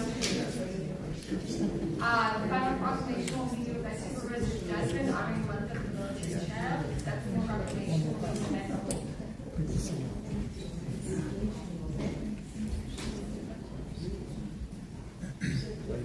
Thank you very much.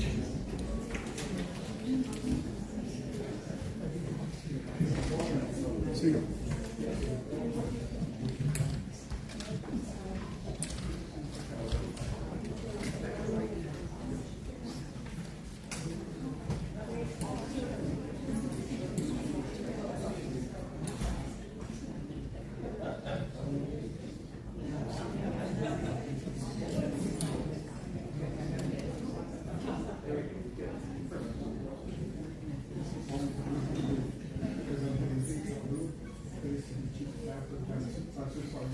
All right, Gabe. Keep it down.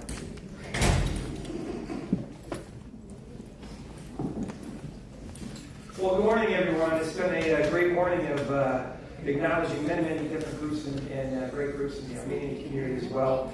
This morning, we also had all of our volunteer award recipients coming forward. We want to thank everyone who steps up and volunteers. And we've got another great organization here. I want to extend a special welcome to the Armed Forces YMC Camp Pendleton, the Executive Director, Samantha Holt, and her team for joining us here today. This is the month, April is the month of the military child. And this is a proclamation for all of the military children. It's a time to honor the resilience, strength, and the sacrifices of children whose parents serve in the United States Armed Forces. These young individuals face unique challenges, including frequent relocations, separations of their parents due to deployments, and the need to continually adapt to new schools, communities, and friends. And if you remember growing up, your friends that you had near and dear, if you had to leave them every couple of years and go to a new school and have to go through and endure that, it was very difficult on the family, and particularly on the spouses and on the children. But despite the obstacles, military children consistently demonstrate remarkable courage, flexibility, and perseverance. And the Armed Forces YMC Camp Pendleton, great organization, serving Camp Pendleton, plays a vital role in supporting and strengthening military families and providing programs, resources, and a nurturing environment that provides the well-being and development of military children. Through their efforts, military children are recognized, supported, and empowered to thrive. Last year, our office was truly grateful to support the Armed Forces YMCA during the holidays using grant funds. We helped bring joy to many of these children whose parents were overseas or they're gone someplace else during the holidays. We helped bring some joy to these children of all ages through their event at Santa's Workshop. We also want to extend our deepest gratitude to the military children and their extraordinary resilience and to the organizations such as the YMCA, Armed Forces YMCA, who support them. So the County of San Diego, we're very proud to honor those who exemplify the highest ideals of service, and the Armed Forces YMCA Camp Pendleton stands among them. On behalf of myself and the San Diego County Board of Supervisors, we commend the Armed Forces YMCA Camp Pendleton for their outstanding service, leadership, and commitment to the community. And we proudly declare April as the month of the military child and recognize Armed Services YMCA Camp Pendleton Day throughout San Diego County. So a proclamation, give a round of applause, please. And I want to introduce Samantha Holt, who's going to make some remarks today. Thank you. Good morning. On behalf of the Armed Services YMCA Camp Pendleton, thank you to Supervisor Desmond for his incredible support over the years, and also to the Supervisor's Office for this meaningful proclamation and the recognition of our military families. I'm Samantha Holt, the Executive Director of the Armed Services YMCA Camp Pendleton. This is Brittany Marquis, our Director of Programs, and Sheila Bularin, our Director of Finance and HR. This recognition is especially meaningful as we celebrate the month of the military child, a time dedicated to honoring the strength and resilience of the youngest members of our military community. In today's climate, many families are navigating deployments, long separations, and constant change. Military children carry a unique burden, adjusting to new schools, missing parents, and finding strength beyond their years. Serving over 36,000 service members and their families, we are proud to support them through trusted childcare, youth programs, and family services that create stability, connection, and sense of belonging during uncertain times. To our donors and community partners, thank you. Your support makes this work possible and directly impacts the lives of the families that we serve. And to our military families, especially the children we honor this month, this recognition is for you. We are honored to stand with you, because when we support a military child, we strengthen a military family, and in doing so, we strengthen our military community. Again, thank you, Supervisor Desmond, for all of your support. Thanks, man. Appreciate it.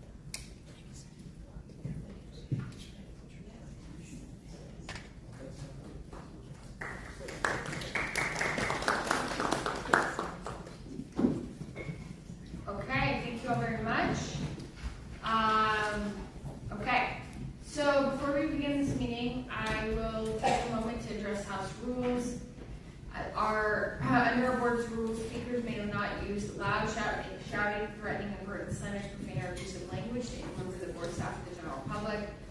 Additionally, all remarks and questions must remain on topic during the duration of your speaking time and must be addressed to the board, not to county staff. Any speakers engaging in comments that break these rules would be issued a warning. After one warning, will be asked to leave the chambers for the remainder of the meeting. Finally, speakers threatening violence may be reported to law enforcement and removed from the meeting. This is a space for community engagement, deliberation, and progress, not for harassment, violence, and abuse. So we begin with non-agenda public comment. This is an opportunity for the public to address the board on subject matter within the board's jurisdiction, but not an item on our meeting agenda today. The only action we take is a referral to the CEO.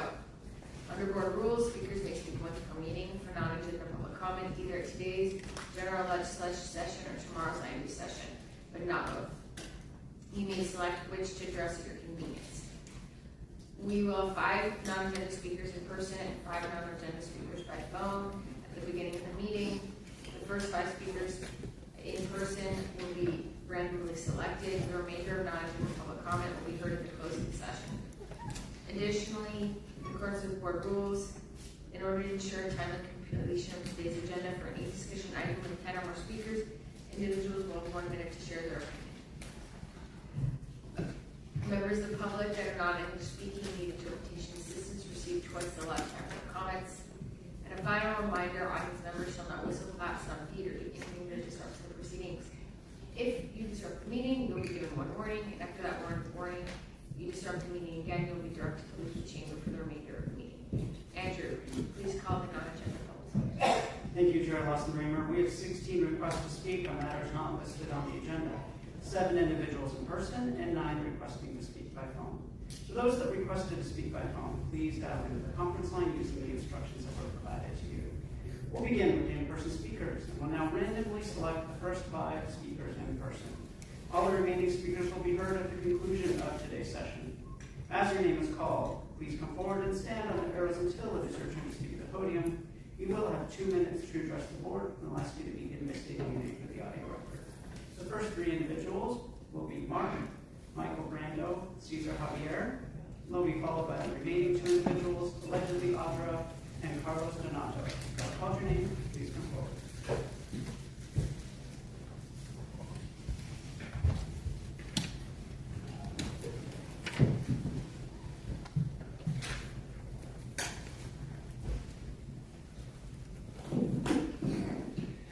I use the name Michael.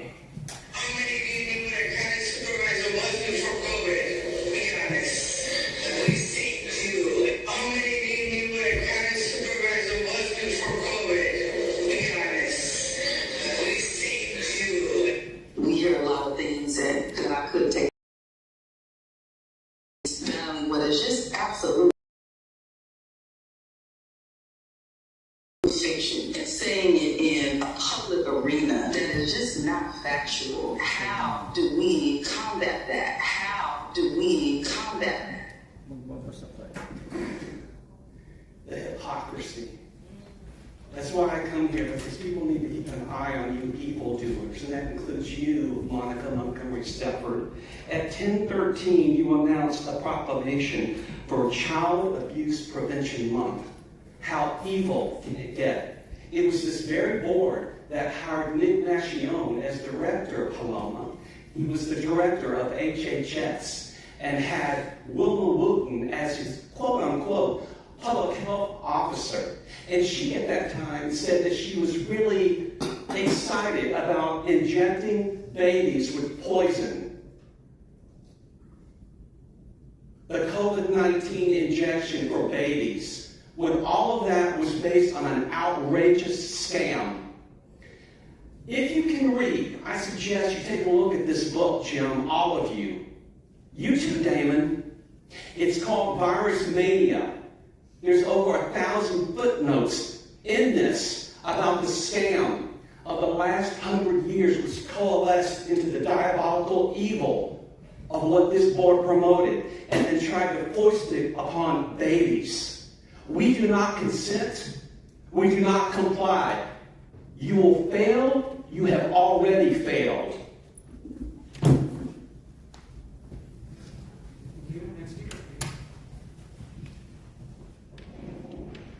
Good morning, supervisors. My name is Carlos Donato. I'm here on behalf of the Policy Research Center for Tobacco and the Environment, a partnership between State San Diego and San Diego State.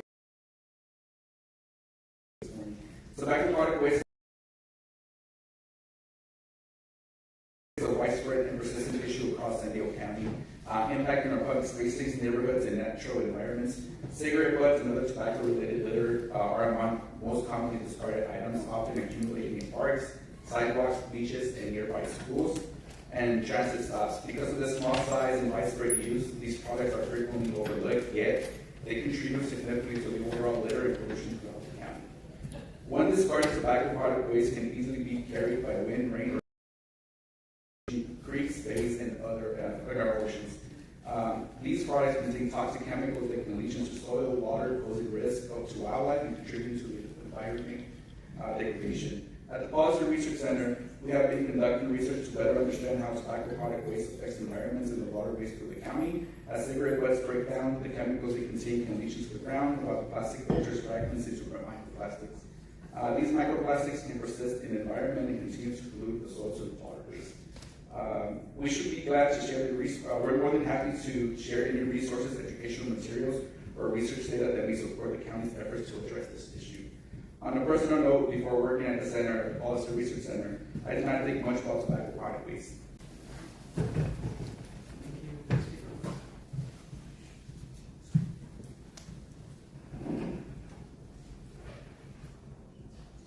Everyone must see the YouTube video entitled Whitney Webb Sounds Alarm. Tech billionaires have completely taken over government. Webb is spelled W-E-B-B. This is an emergency and people have no time left to be ignorant.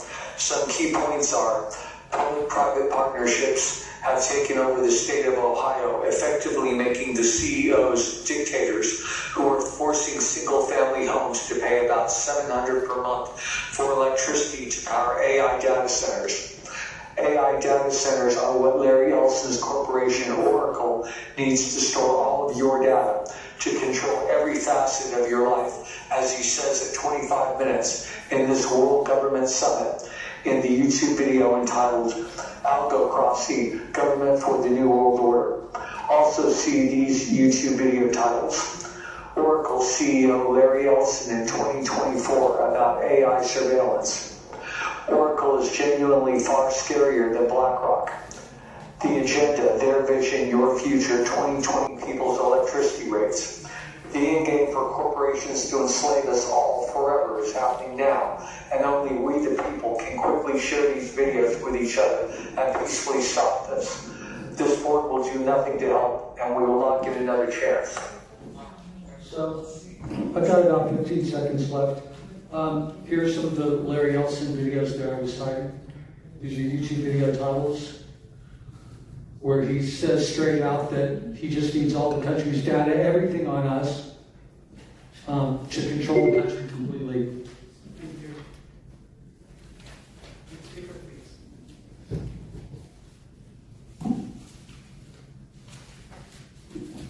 Hope you caught that, Jim.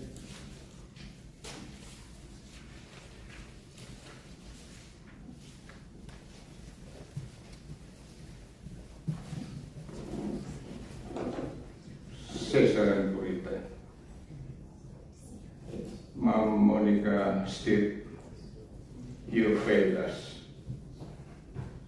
Sir Anderson, side of our brothers, when you yourself, when I asked help from you, I cannot help you, Mr. Javier. I am a San Diegan. Ma'am Aguirre, I talk heartily with you. I am in support of cleaning the mess and the victims of the pollution. You failed us. You said, I will help you, Mr. Javier. And our chair, equivalent to governor in a province, was just neglectful, ignored us at the Air Pollution Control District. He's one of the governing board members, a very powerful member, along with the mayor, Gloria, who owns the Air Pollution Control District. Mom, you have still time, help us. We are like victims of genocide now, like the San Diegans in District 8, Imperial Beach City, and unincorporated Otay. Sir Desmond, I know you're a Republican. What shall we do? Help us, or please step down.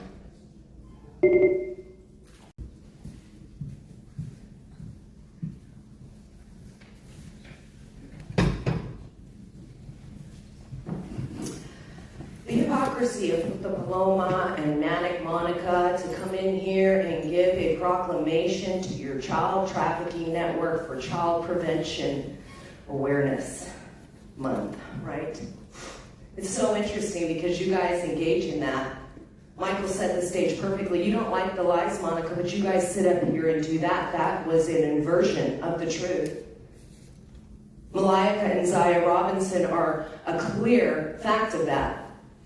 And the county, along with Damon, Elizabeth, Alfredo Guardado, the Child Trafficking Network, are set to terminate Evelyn's parental rights. And you said just listen and comply, and you'll get your kids back, right? How would you feel if that was your child? And they said siblings so we can take them. That's what happened. The Child Trafficking Network came into the hospital to take twin babies, saying that there was neglect in the hospital. Tara, imagine if as soon as you have your child, they come in and say there's neglect happening, and they take your baby and then terminate your rights to be a mom. Right? Wouldn't matter because you like to rip babies apart limb by limb anyway. And that's the sad thing, is there is an inversion of reality happening right now. And you guys are disgusting to do that to children. That's even a bigger slap in the face to sit and give an award to the people that are perpetrating it.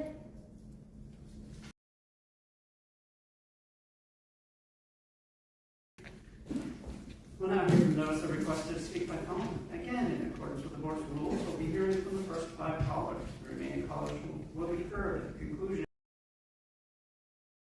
If you're to speak, you will be unmuted, and you will hear a recording that will tell you to begin your comments. We will start with our first caller.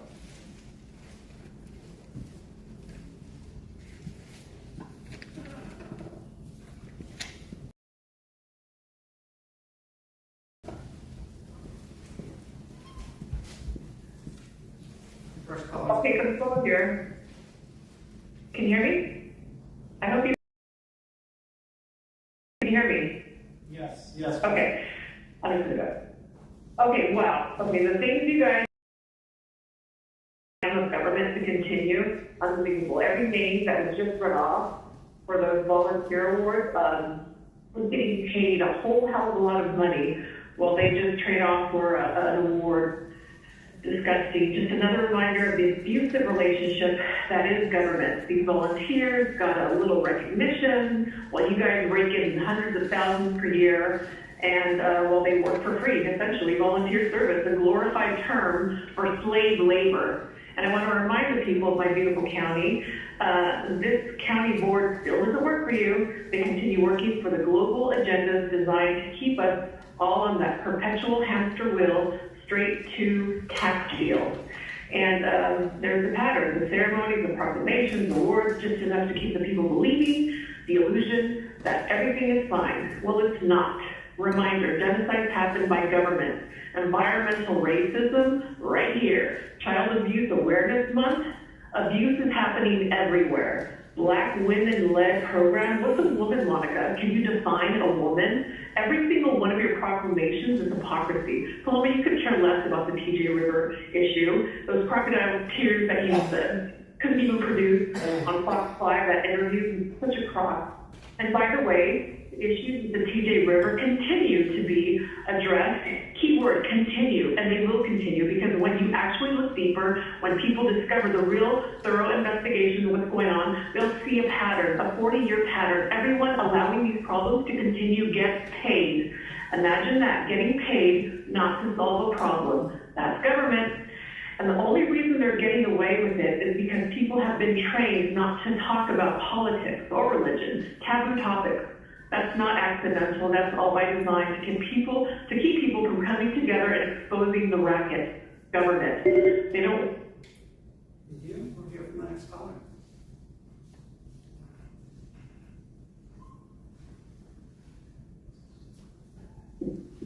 Good morning, all aboard.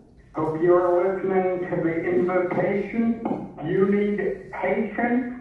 You need to wait what is right and wrong.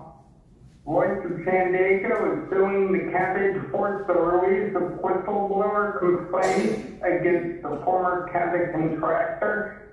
that could shed light on what the county knew before the nonprofit was embroiled in a criminal misappropriation case involving public money. So now you're wasting more of our money. Please.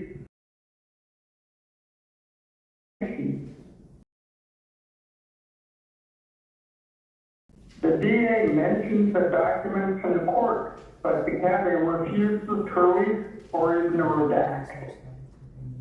We have a constitutional right to them. Article 1, Section 3B of the California Constitution states that the people have a right to access public information, and sharing records are open to scrutiny. 2, a statute, court rule, or other authority shall be broadly construed as further the people's right of access and narrowly construed as to limit the right of access. 7, in order to ensure public access to the meetings of public bodies and the writings of public officials and agencies, each political agency is hereby required to comply with the California Public Records Act, beginning at Section 7920 of the Government Code, or else M. Brown Act, Sections 54950 to 63 of the Government Code. You should know the Brown Act by now. The California Public Records Act clarifies that most records held by state and local agencies, regardless of physical form, must be disclosed.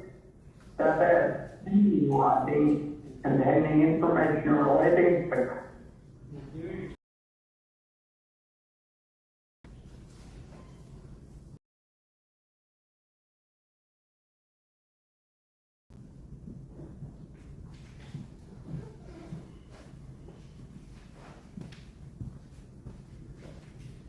Good morning, Board. My name is Kathleen Lippis. Thank you to Supervisors Anderson, Desmond, and their proclamations this morning, and to District Attorney Stephan. Standing up for truth, to recognize the importance of telling the truth, standing up for justice, and recognizing humans are individuals and should never be reduced to their race, ethnicity, religion, or political ideology. It must recognize that no matter the consequences, the genocide of 1.5 million Armenians resulted from tribalism. Human beings have a long history of tribalism, which is at the heart of human genocide and stemmed from the primitive part of our brain, the amygdala. Most of history was based on one population overpowering another. Western civilization recognized the futility of tribalistic tendencies that never improved the life of the masses. The U.S. attempted to eschew tribal perspectives that justified such atrocities and recognized the need to see every human as an individual. Devolving to tribalism is an ever-present danger that we see playing out today, and we must oppose it. And we see it playing out at the Board of Supervisors, and it is really discouraging. So thank you for letting me speak. Thank you. We'll now hear from the next caller.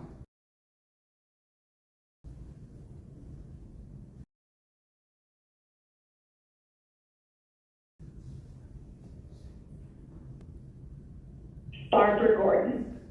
I want to share with you last week the Addiction Policy Forum. They launched their inaugural Cannabis Use Disorder Prevention and Awareness Week. This national educational initiative aimed to increase public understanding of cannabis use disorder, the symptoms of this disorder, highlighting emergency health risks, and promote prevention efforts. As the cannabis use continues to rise across the United States, public perception of its risk remains very low. However, research shows that an estimate over 12 million people meet the criteria for cannabis use disorder, making it the second most substance use disorder after alcohol. Prevention and Awareness Week is an opportunity to ensure individuals, families, communities have the access to accurate, science-based information about cannabis, the risk factors, the prevention resources and how to get help for those that are struggling with cannabis use disorder. While often perceived as low risk, like we said, research shows that approximately 3 in 10 people who use cannabis will develop the cannabis use disorder, with significantly higher risk among those who begin to use during adolescence. Cannabis use also has a broader social impact, including impaired driving, reduced academic and workplace performance, and increased health. The council to not prioritize this industry over the many needs of this county. Your focus and responsibility are public health and safety, not advocating for more marijuana businesses. Thank you for letting me speak. Thank you. We'll now hear from the final caller this morning.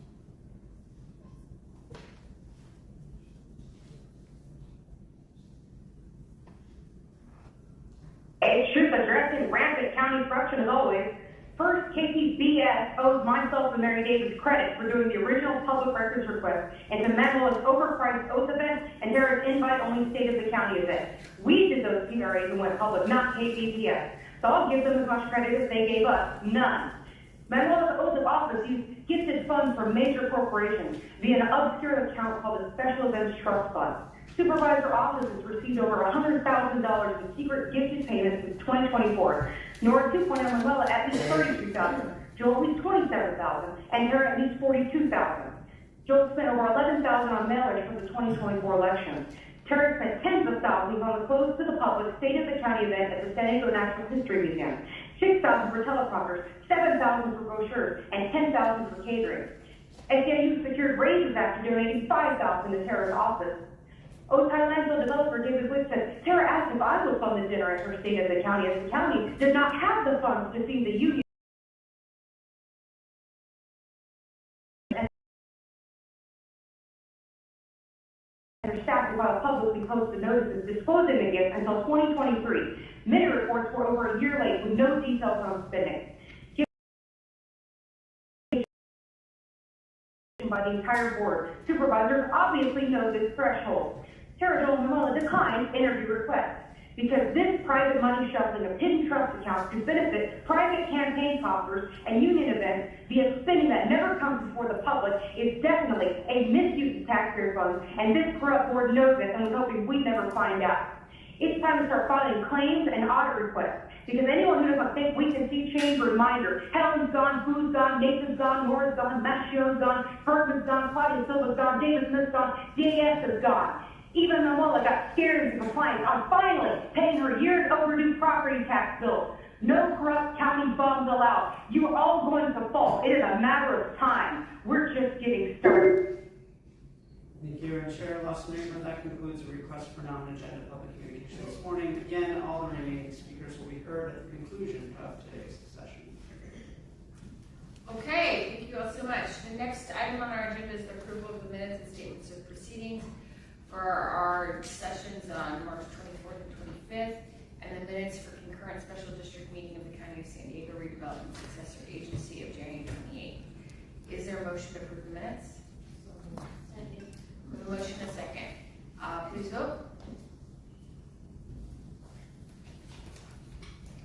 Chair Lawson-Raymond, that motion passes unanimously with all supervisors being present and voting aye. Okay, great. Thank you all so much. So we now proceed with the formation of the consent agenda. That's items 1 through 13 and redevelopment successor agency item 1. All items in the consent agenda are routine and will be acted upon with one motion. Individuals may comment on the consent agenda after supervisors pull any items they'd like to pull for discussion or make any comments they'd like to make. So would any of my colleagues have any items to pull or any comments, beginning with Vice Chair? Thank you so much, Chair. No items to pull, just a quick comment on item number 8. This is an historic step for our county and one that I understand in December 2024, I'm going to ask my colleagues to authorize a comprehensive assessment of the Behavioral Health Services Department to optimize its role as a health plan. By department, we are elevating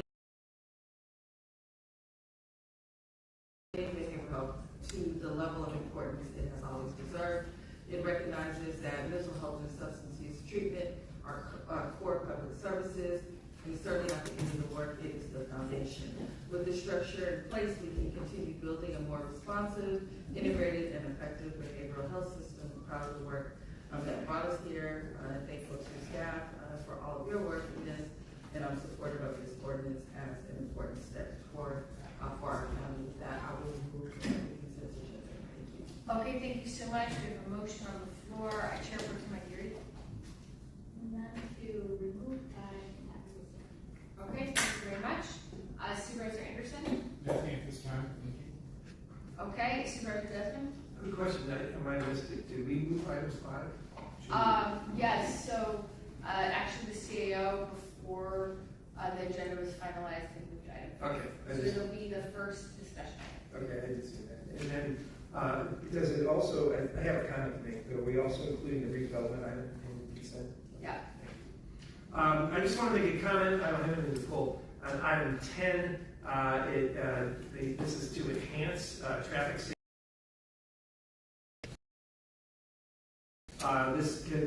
There continues to be reports of unsafe driving in communities in the unincorporated areas, especially speeding and driving under the influence, unfortunately. And my office here is a lot of complaints coming from Bonneville, Fallbrook, and the Valley Center areas.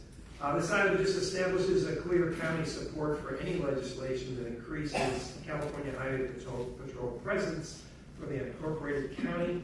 Additionally, also calls for renewed coordination with local CHP for requesting additional patrol presence and collaboratively sharing data with our Department of Public Works to better identify high-risk areas along the county-maintained roads. So together, these efforts are aimed at deterring unsafe driving in communities and experiencing elevated traffic risks. Thank you very much. Okay, thank you. We'll now go to public comment. Thank you, Chair Lawson-Reber. Just to recap, the consent agenda includes items 1 through 4, 6 through 13, and redevelopment agency item 1. We have 18 requests to speak on item 1. Any individuals that requested to speak on items on the consent agenda by phone, please dial into the conference line using the instructions that were provided to you. We'll begin with the in-person speakers. As your name is called, please come forward and stand on the arrows until it is your turn to speak at the podium. You will have 2 minutes to address the board, and I'll ask you to please begin by stating your name for the audio record. Also, when speaking, please identify which item or items on the consent agenda you are speaking about. I'll be calling in groups of 3, so I'll ask you to please listen for your name. I'd like to invite forward the first 3 individuals: Cesar Javier, Alicia Morrison, and Elijah Beck. Call your name. Please come forward.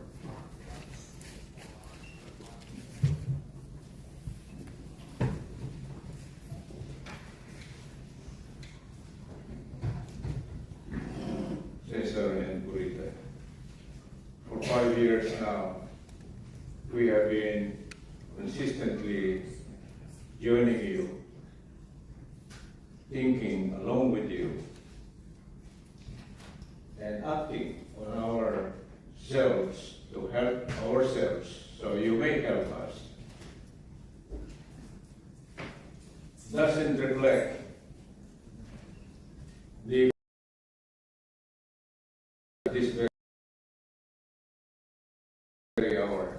I heard that from the declaration of Sir Desmond, sorry, we have a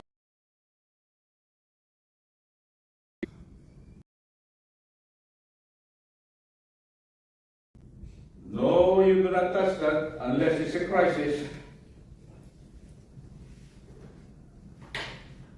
But we have a crisis, and it's not even a scratch like the health issue.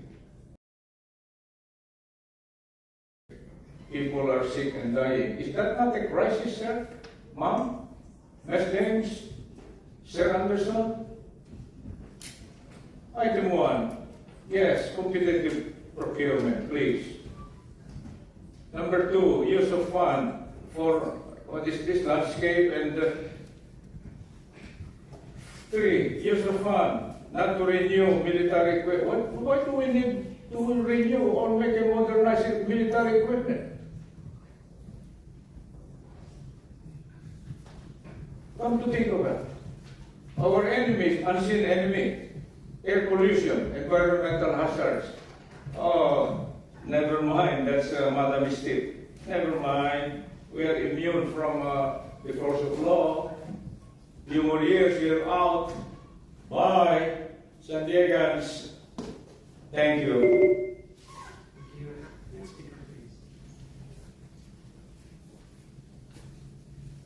please. Good morning, Alicia Morrison for the record. This is for item 10.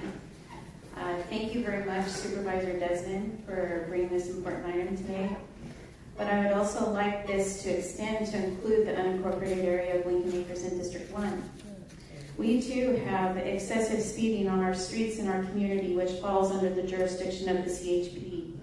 We have hit and runs on our vehicles that are parked on our narrow streets. Frequently, I call the CHP to patrol my community. We have double parking and cul-de-sacs, illegal dumping next to the La Vista Cemetery, vehicles with expired tags parked on the streets, and illegal motorhome camping. But more seriously, there is a bar in an adjacent community that utilizes the unincorporated streets as overflow parking. Often we'll see red Solo cups that are littering our unincorporated streets of Lincoln Acres, which suggests the bar establishment is allowing off-premise of alcohol to be taken off the premise. The bar establishment is a quarter mile from a northbound on-ramp to the Freeway 805 and 1 mile on-ramp to the Highway 54. Grove Street has radar our zone, but is nothing more than a scare tactic that does not work. Adding more CHP to patrol unincorporated areas is essential for public safety. Thank you. I'll invite 3 additional speakers. Michael Brando, Mark, and Andrea Epping.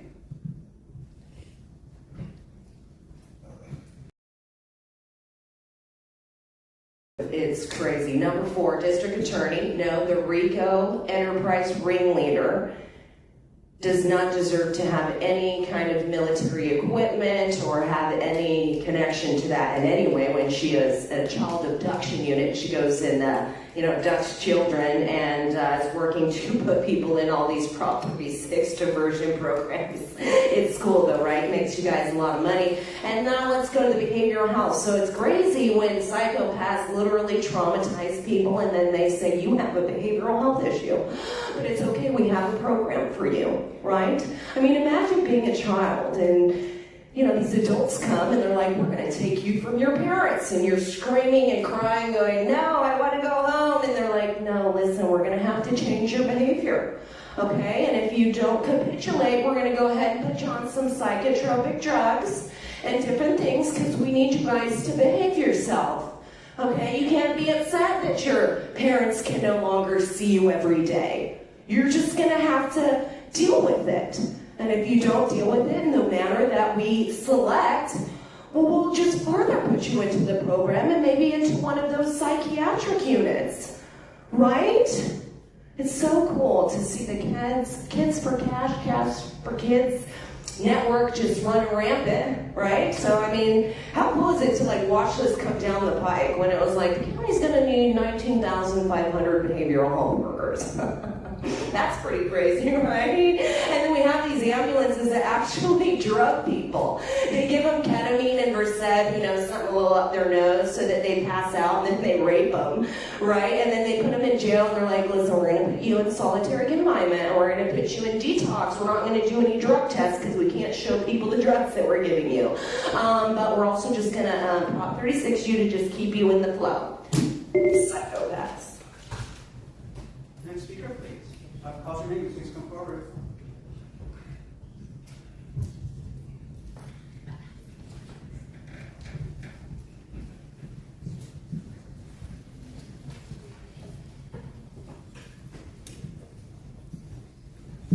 Mark, items 3 and 4 are in direct violation of the U.S. Constitution's Posse Comitatus Act. Item 8, behavioral health systems should not allow pharmaceutical companies to drug homeless people against their will. People the government has intentionally causing inflation,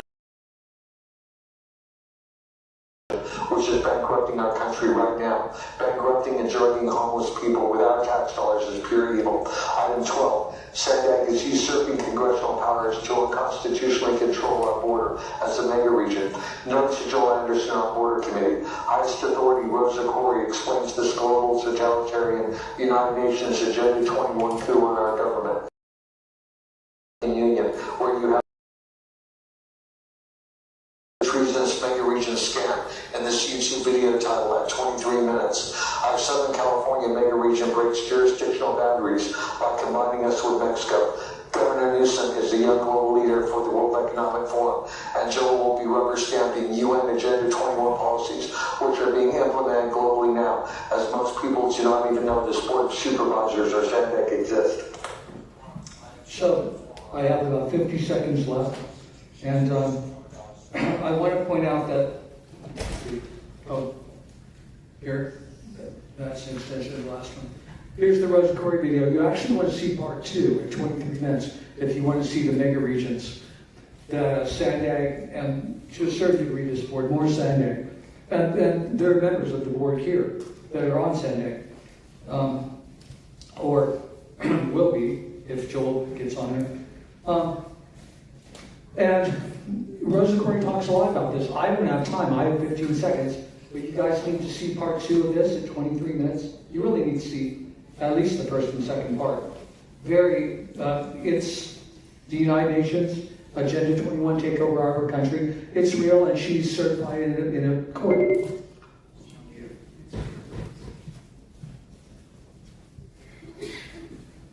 Don't start my time. I'm speaking to the redevelopment successor agency item, maybe the other ones, but I'm going to start with that one. I use the name Michael. On the surface, this sounds completely innocuous, moving money from one account to another, having to do with redefining the names of these agencies. But what I thought was interesting in this item is that it's tied to business having to do with the State of California Corporation, specifically AB, it looks like X126 and AB 1484. And that's referred to as the Dissolution Act. This item says that all of this moving around has to do with helping to improve the health and public safety of residents. Is that really true? Because from your behavior, we haven't seen that in the past 6 years. And also, this item has to do with, rearranging property tax funds. And just the whole foundation of property tax is another scam. And that's interesting because all of this ties into what Tara often talks about, predatory capitalism. The point being is this item on the surface sounds completely innocuous, but yet it's more smoke and mirrors, making it seem like something good is going on because you're having to do what the state has to do, when really what you and the state do work together, just like what you do with US Inc. And all of this is not going to last. It's really ironic because it's not sustainable. This item says that this is for a just and sustainable and resilient future for all. But yet everything this board does goes against that, even attacking children, even attacking animals, even promoting horse abuse. We do not consent, we do not comply. If you have failed, you have already failed. As the next speaker is coming forward, I'll call the final speaker in person, C.K. Calderon Vargas. My name is Andrea Elling. Would you hand a 5-year-old a machine gun? It's basically what you'd be doing if you approved anything further for Summer Stephan. Summer Stephan, if you don't recall, charged a 13-year-old boy with the murder and rape of his sister because he was playing playing video games during the investigation, while the real murderer was right down the street with her blood all over him. He's walking freely because she messed up the case so severely because she was the worst district attorney in the entire building. But Bonnie Dumanis appointed her illegally against our rights, which is a total violation of our civil rights when her husband is federal judge Dana Sabra, which makes it impossible for us to enact SB 54. She's also a liar, a major liar, the kind of liar that ruins people's lives forever, children's lives forever. Why would we ever give somebody like that any access to any military anything? This woman said she wouldn't take law enforcement donations, correct? That was public, but in 2025 on sdvote.com, according to 460 forms, 36,000 lines of donations from law enforcement only. Now, I've tracked all of her spending. I know every single cent she spent since 2019, 2018 on, and boy, did she change her behavior after I started auditing her. But not so much, it's being pushed into Nathan Fletcher and all these other ways, but I would say the least trustworthy person in the county, the person that's responsible for us having Todd Gloria as a mayor who should have been charged with felony fraud, but she identified a person that was going to carry out her agenda. Come on. I mean, look what he's done to the city, right? So any alignment with her is being scrutinized, reported. Just because I'm not emailing anybody doesn't mean we're not taking action. Thank you.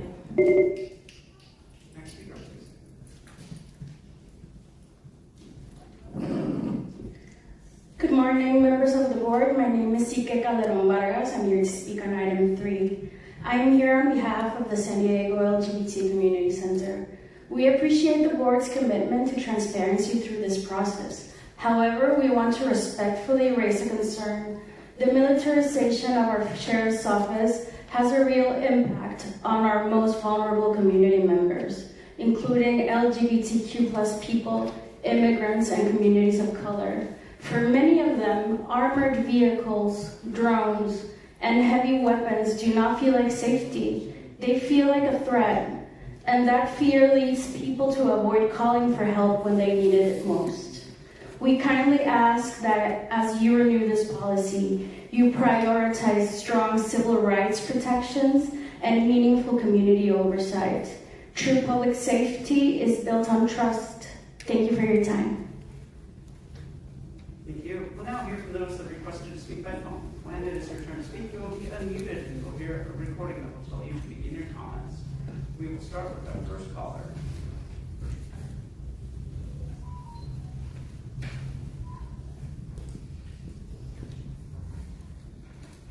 Bonswell here. Okay.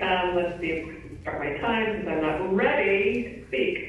But okay, we'll just start with saying, okay, this consent calendar isn't just a lot of unrelated items.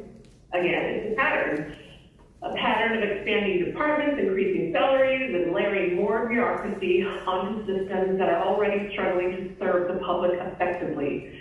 We're seeing the continued buildup of enforcement capacity, military-grade equipment that will be used against the people, drones and surveillance tools approved under the language of safety, but with very little public clarity on limits, oversight, or long-term use. At the same time, taxpayer money is being funneled into reactive programs addressing the consequences of failed systems rather than fixing the root causes those systems helped create. And then there's the reliance on outside funding, grants, and programs that don't come without influence. When policy starts aligning with funding streams instead of the direct needs of the people, that's a big problem. Even infrastructure projects, like nearly $4 million training facility, that definitely deserves scrutiny. Let's see. What else do I have here? Yeah, basically, you guys use our money like you got a blank check, and you can call all these separate items, but together they tell a clear story. More control, more spending, more dependency, and less accountability. And the people footing the bill are the ones being asked, are the ones asking the fewest questions, quite frankly. So, yeah, to put it plainly, I will. Thank you. We'll hear from the next caller.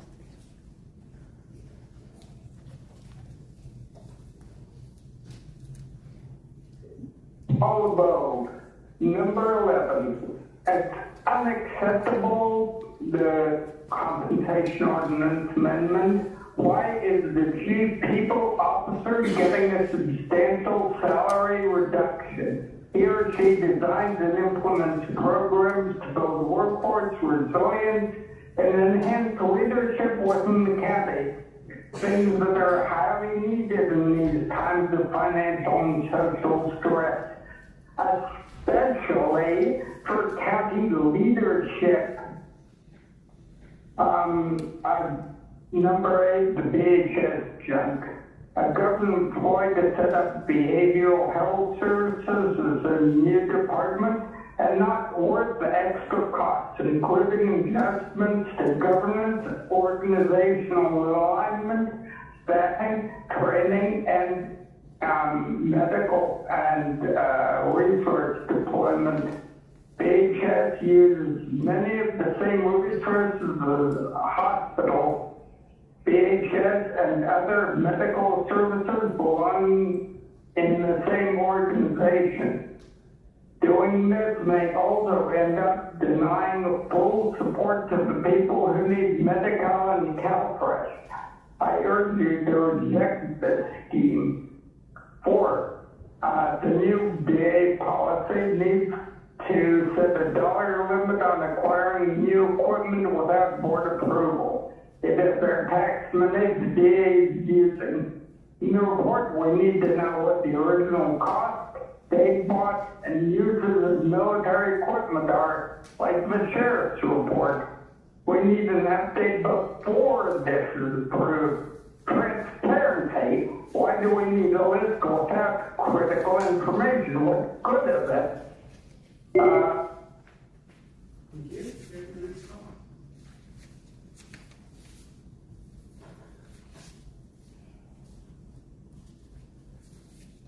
Kathleen Lippis here. Thank you again for letting me speak.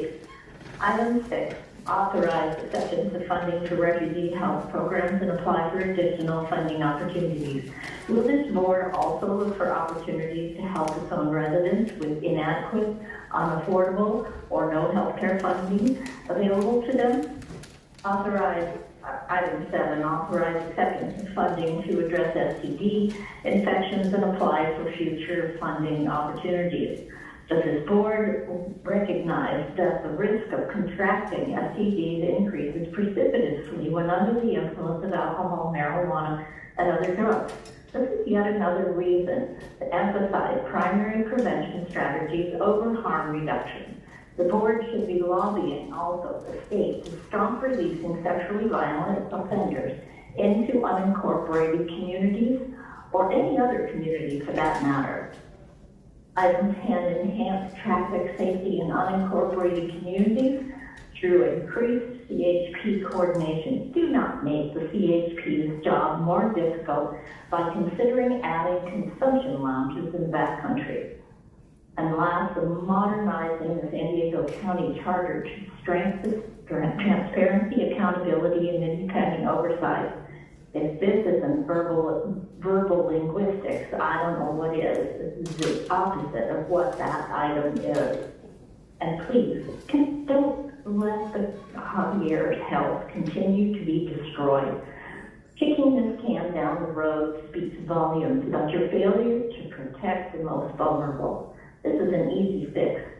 Stand up and do it. Thank you very much for letting me speak. Thank you.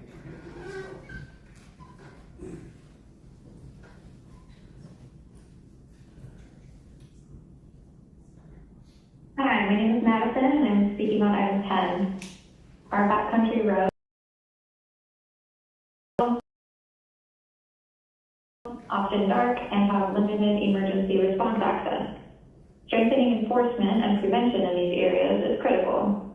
So, of course, I support this item. We should not simultaneously consider other policies that could make that job harder.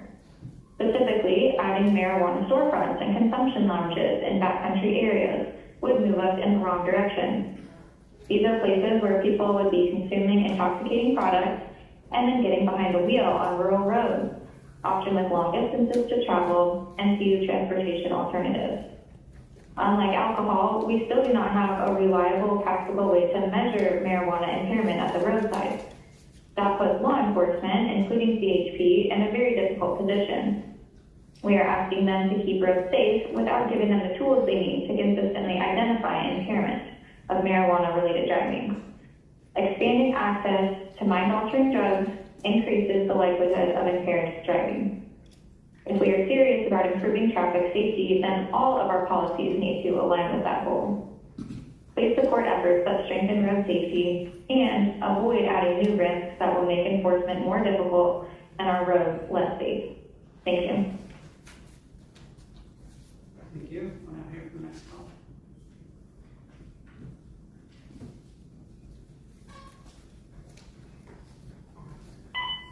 Age truth item 2, instead of the county figuring out how to convince women to stop doing drugs and committing crimes at record rates and ending up at Las Salinas, or figuring out how to stop the child abuse going on at East Mesa, they're funding $2 million classes on trees and giving gaslighting political props about children and sewage as if they actually care.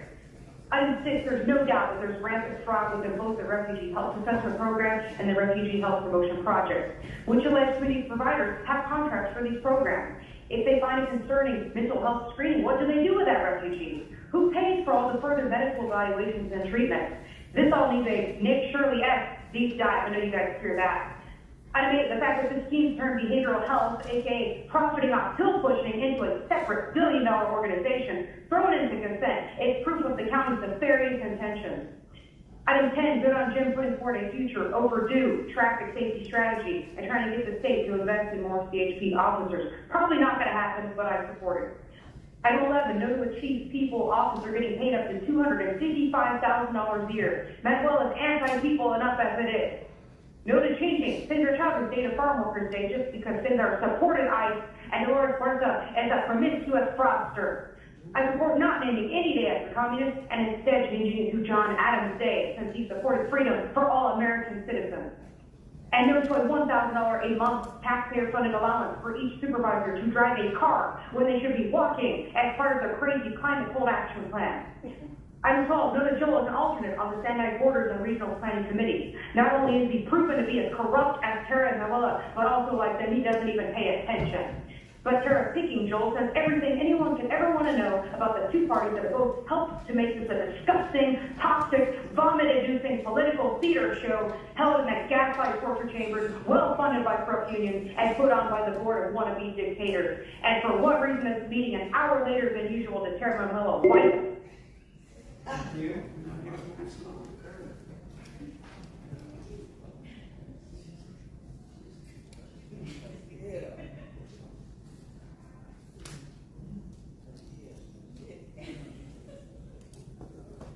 Good morning, Peggy Walker. Regarding item 10, yes, please do not contribute to more traffic issues in the county, the rural areas, by adding the fee program. The American College of Surgeons, for one, shows that nearly half of drivers killed in car crashes had THC in their blood at dangerously high levels. The study showed that traffic deaths from THC are soaring.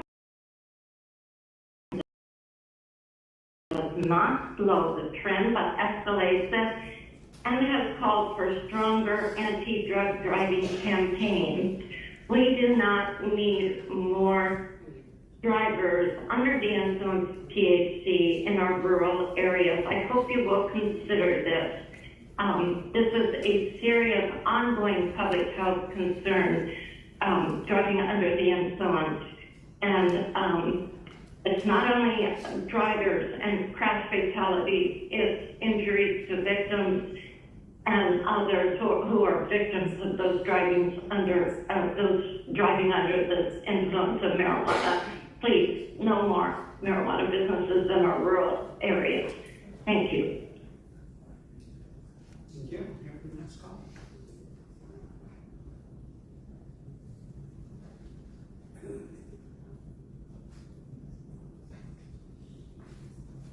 No, 1 second. I'm just pulling up my speech. And if you could please state your name for the record. Andrew James Martyr. And sorry, I have autism, so I'm a little nervous. I'd like to first start off by saying, ladies and gentlemen of the board and San Diego community, and support of the Armenian community, I would first like to say, for when we forget the tragedies of the past, we allow them to be repeated in the dark of the present. I just want to say that, and condolences. So I will begin my speech now. Members of the board, John F. Kennedy once stated, "For the great enemy of the truth is very often not the lie, the deliberate, contrived, and today I'd like to talk to you about the IMPACT program, which is a deadly myth. Like a bill for 24-hour wraparound service care, the reality of the total abandonment of safety that resulted in ILS, run by Friends Helping Friends, and a recent overdose at my current facility. You must stop funding the next overdose. You must stop contributing to the violence like at the Oak Park ILS. There is no longer just a program failure, it is a public health hazard funded by your signatures. I am an autistic survivor of abuse, trauma, and sexual assault. I sought safety, but instead I encountered and found myself in the middle of systematic public corruption committed by Joseph Enzi. Mr. Enzi, ILS, at 4001 Conrad Ave, a facility where I witnessed and endured racism, the bullying of mentally ill and disabled, drunken violence, and threats of homicide. I was forced to barricade. Here for the next caller.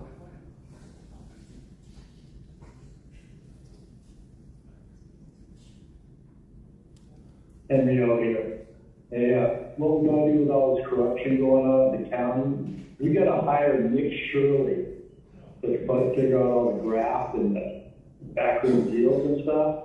They put a law against them. You can't, the corrupt Democratic Party all throughout California, the governor's office, the state, you guys, the city council, San Diego, is so corrupt. We got to hire Nick Shirley. He's got a law against him. We got to get like a year in jail for like undercovering Armenian guys. No one's Armenian. Somebody in LA, 500 autistic schools, or this school, that school. We got a bunch of fraud in San Diego County. Right after that, we got 75,000 people that are illegal aliens collecting Medi-Cal. That's big time fraud. They got to deport those guys and collect the money. So we need to hire Nick Shirley, get him a seat up on the board, and cut him loose with all these young guys. They know the story. Maybe Truth could be a sidekick. She's a smart Truth, man. Hire Truth and Nick Shirley just clean up the joint. It is like so corrupt in the state of California, $14 billion on that railroad to nowhere. Pick up $1 billion from the state for us. And talk to Nancy Pelosi. She's the biggest stock scammer of all time.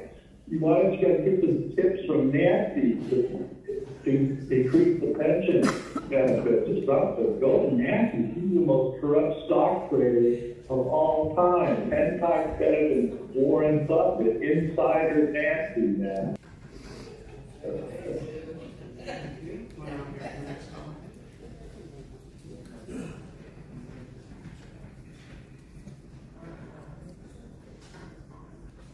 Good morning. My name is Becky Rath, and I'd like to speak at a critical time when investing in mental health and substance abuse awareness could not be more important.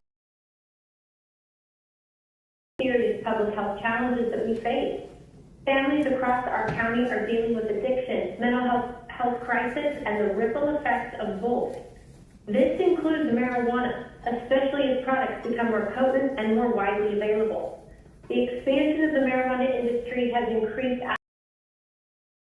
And for young people and for individuals already vulnerable to mental health conditions, Increased availability has seriously complicated mental health issues, ranging from anxiety, depression, and even psychosis. At a time when we're investing heavily in behavioral health systems, expanding treatment, improving access, and trying to stabilize lives and families, we should ask whether expanding access to another psychoactive substance aligns with those goals. This is about responsibility. Let's continue to move forward with strengthening behavioral health services, but let's also stand alone and not work against ourselves in implementing policies and ordinances such as the marijuana socially equitable program. We all want safer, healthier communities. Let's make sure every step we take moves us in that direction. Thank you. Thank you. On to the next call.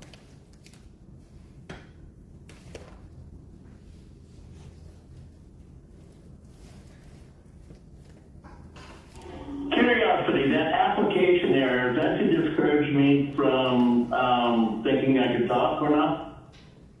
It's very, very interesting.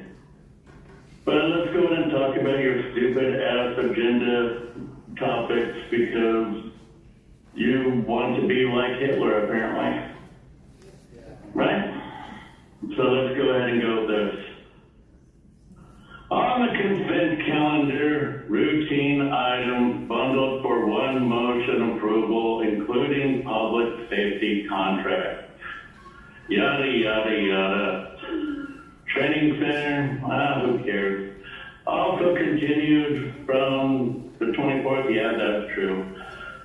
These items, public infrastructure, claims transparency measure, sit along the county compliance with Assembly Bill 54, which will which will commercialize basically capturing $2 billion from California that could actually reduce our taxes, fix our infrastructure. Yeah, no, that's pretty much right. And apparently connected to Summer Stephens too. That's freaking amazing. And she's helping you guys try to throw me in jail. And we fired all 4 lawyers. And the judge that was appointed, I was one of her first cases. It's freaking amazing. All these coincidences, but I'm not supposed to think anything. The consent things, right? It's not like you're trying to hide anything or the union is actually controlling you, apparently, because everything that they apply in your Assembly Bill 14. We could go through the history and we could take a look at the reason why they had to go to the people instead of just bypassing the people completely. Yeah, we'll hear from the final caller.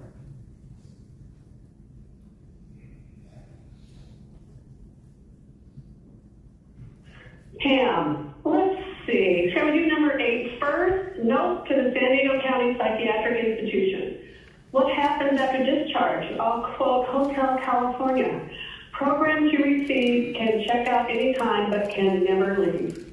Number 7, another issue for which individuals are not held to account. Why is the taxpayer responsible to provide treatment for an individual's sexual behavior? The amount of over $5 million is laughable. You play, you should pay. Number 6, more money, more freebies, more whatever, as long as you are a refugee, an asylum seeker, an illegal immigrant, which is... Thank you. Chair Lost-Reamer, that concludes public comments on the items in the consent agenda. Okay, thank you all so much. Lincoln Acres, and also add that we all have unincorporated areas in our districts that... Okay, you can go ahead and vote.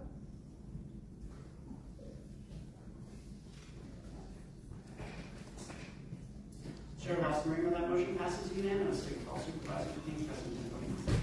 Madam Chair, since we have a 1 o'clock, did you want to take a lunch break now? So our county team's ready. So this is the plan.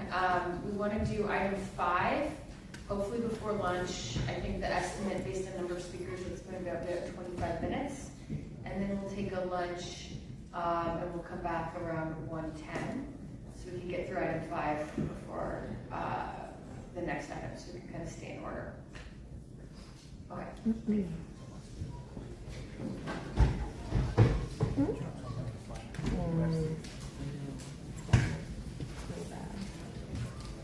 County team would love to have you up for your presentation. First item for discussion is item 5, entitled Employment and Supportive Services and Consulting Services. Good afternoon, Chair Losser-Reamer and members of the board. CalWorks is a critical safety net program that provides temporary cash assistance to eligible families with minor children. In addition to cash aid, there is a strong employment and supportive services component to assist parents who become self-sufficient. The county receives federal and state funding to provide these employment services to thousands of eligible CalWorks recipients. Services are currently delivered by 2 contracted providers, and the contracts are scheduled to end on December 31st, 2026. Today, we are requesting authority to competitively re-procure these contracts to continue to support CalWorks families. In addition, we are also seeking authority to procure a consultant to assess future opportunities to redesign our service delivery model. I will now turn the presentation over to Dr. Alberto Bañuelos to provide additional information about the services, contracts, and opportunities. Thank you, Dr. Hernandez. Participation in the CalWorks Employment Services Program is required for all employable CalWorks adults participating to keep their cash rate. More than 12,000 residents currently participate and receive employment services each month. This program begins with an orientation and a one-on-one assessment to develop a personalized plan specifically tailored to the individual needs of each family in order to meet them where they are and to help them become work ready. Employment case management supports participants with their tailored plans, which could include employment, education, training, and other activities. Employment services also provides refugee employment case management for the refugee population. For those individuals who are work ready, expanded subsidized employment services offer part-time or full-time subsidized positions through a partnership with local employers. Just as important are the additional supportive services to help families work through.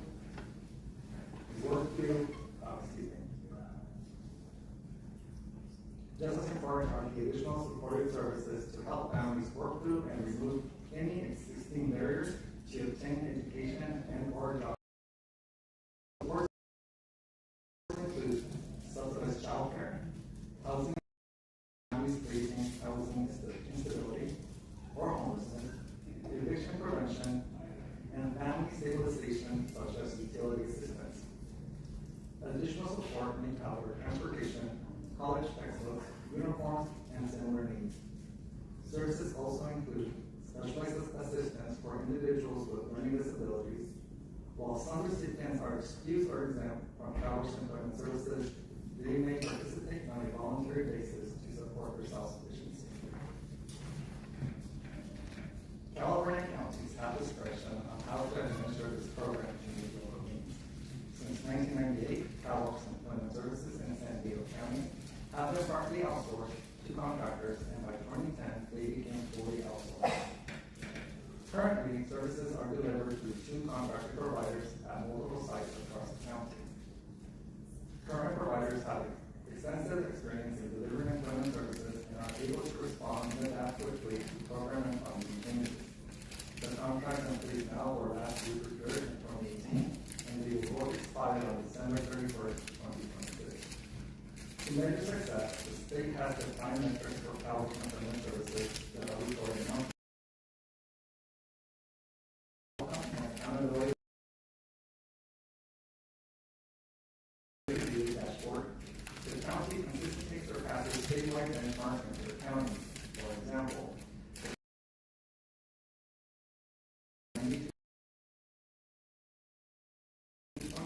compared to the statewide average of 87.4, which demonstrates that the county has more parents participating in employment services and working towards self-sufficiency. The county also has a higher first activity attendance rate of 80.6%, 73.7, which demonstrates that more parents are engaged in employment services in the county upon enrolling in the CalWorks program. Today's actions bring important opportunities for the county and community. Following the board's direction today, in alignment with new state law, we will confer with the relevant labor unions and release a request for proposal for a competitive re-procurement of these services. Re-procurement of the services will support the county's equitable contracting priorities to make it easier for different organizations to serve the areas with the greatest need. The procurement will be broken into smaller contracts. It will also prioritize cultural responsiveness through service delivery models. This will expand opportunities for multiple diverse offers as well as for more partnerships. In parallel, we want to strategically enhance the program to meet emerging community and county needs, shifting state priorities and new state policy guidance. The CalWORKS program has expanded significantly over the years through state mandates. The requirements continue to evolve, and our service delivery model should evolve accordingly.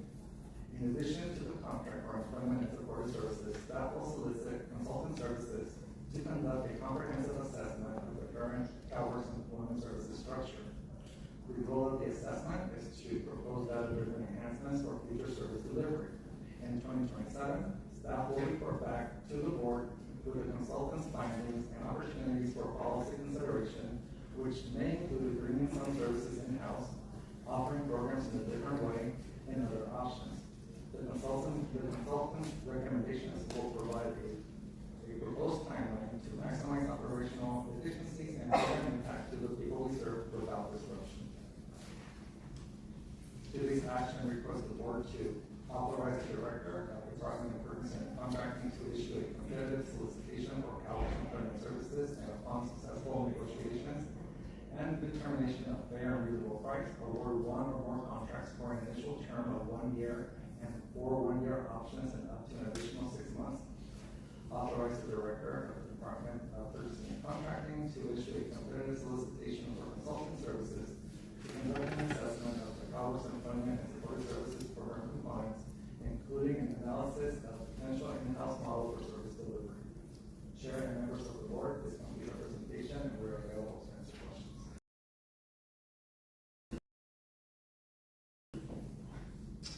Okay, thank you very much. Is there any questions before we go? Okay. Then we'll turn it over to comment. Thank you, Chair Lawson Reamer. We have 15 requests to speak on this item, 7 in person and 8 requesting to speak by phone. Also note for the record that we received 3 e-comments. All of those were neutral. For any individuals that requested to speak on item 5 by phone, please dial into the conference line using the instructions that were provided to you. We'll begin with the in-person speakers. As your name is called, please come forward and stand on the arrows until it is your turn to speak at the podium. Because there are 10 or more speakers on the side, you'll have 1 minute to address the board, and please begin by stating your name for the audio record. I'll be calling you in groups of 3, so I'll ask you to please listen for your name. I'd like to invite forward the first 3 individuals: Cesar Javier, allegedly Audra, and Michael Randall. Call your name.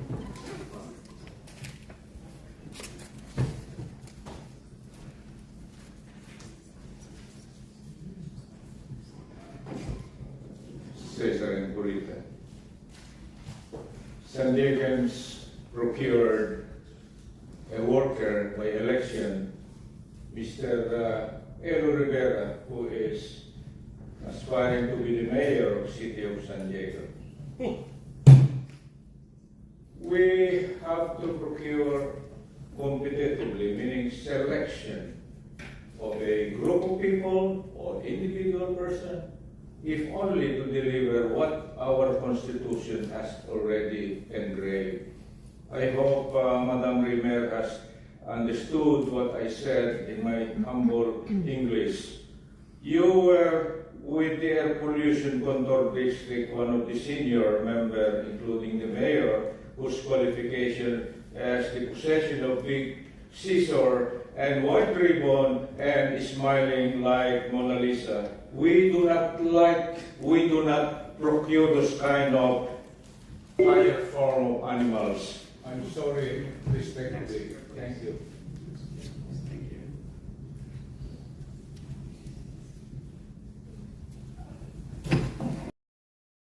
To be clear that people in need, genuine need, deserve help. And if someone can benefit from something like this, that's great. However, I'm I'm going to widen the aperture again, because people, specifically low-income people, to achieve economic independence. In other words, be free and to thrive. But this is always on your terms, your terms. So again, some people can't thrive and become free when the wider system is corrupt as can be, and you are aiding and abetting it. This ridiculous title of a department, self-sufficiency services, no. Because you're not about self-sufficiency, you're about dependency. We do not consent, we do not comply. As the next speaker is coming forward, I'll invite 3 additional speakers. Mark, Casey Shirt, and Dave Blacksky.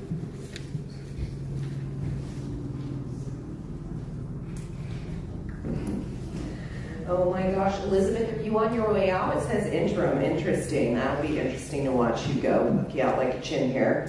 Okay, so is this a joke? You guys have your child trafficking network here, and they're talking about providing child care and actually getting people from dependency to self-sufficiency. Wondering how that really happens when you guys torture children. And then, is the child care at Polinsky where they sexually abuse children? Sure. I know, truth is so bad. Just please make sure that it's clear the nexus between your comments and the item. You know that it answer. You know it. This has to do with that. This is for families and kids. And what you guys do with families that have children is you target them, and then you go manufacture cases, right, Elizabeth? And you guys take children from them. I know that you're incubating adrenochrome right now, but this is actually happening in... That is still not on topic. That's not the topic of competitive solicitation. So this is your second warning. Your time is forfeited. Thank you.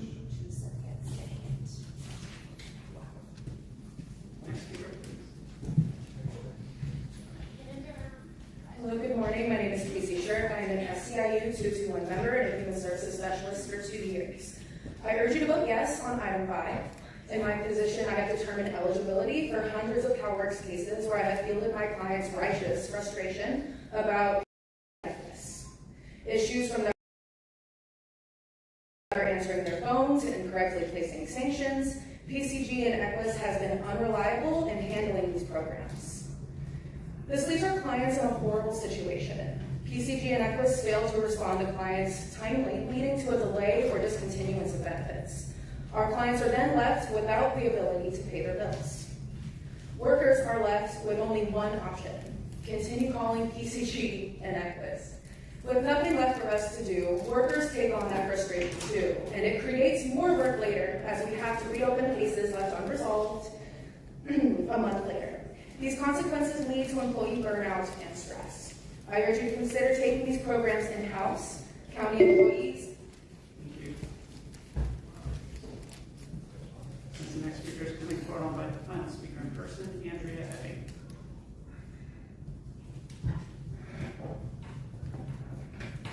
Mark, item 5, $50,500,000 in fiscal year 26-27, which includes an estimated one-time cost of up to $500,000 for the assessment of the CalWorks Employment Services, an estimated cost of revenue of $50 million in fiscal year 27-28. That is $101 million by 2028, $500,000 of which is a ridiculous amount, paid to so-called consultants to dictate unsustainable bullshit that destroys taxpayers.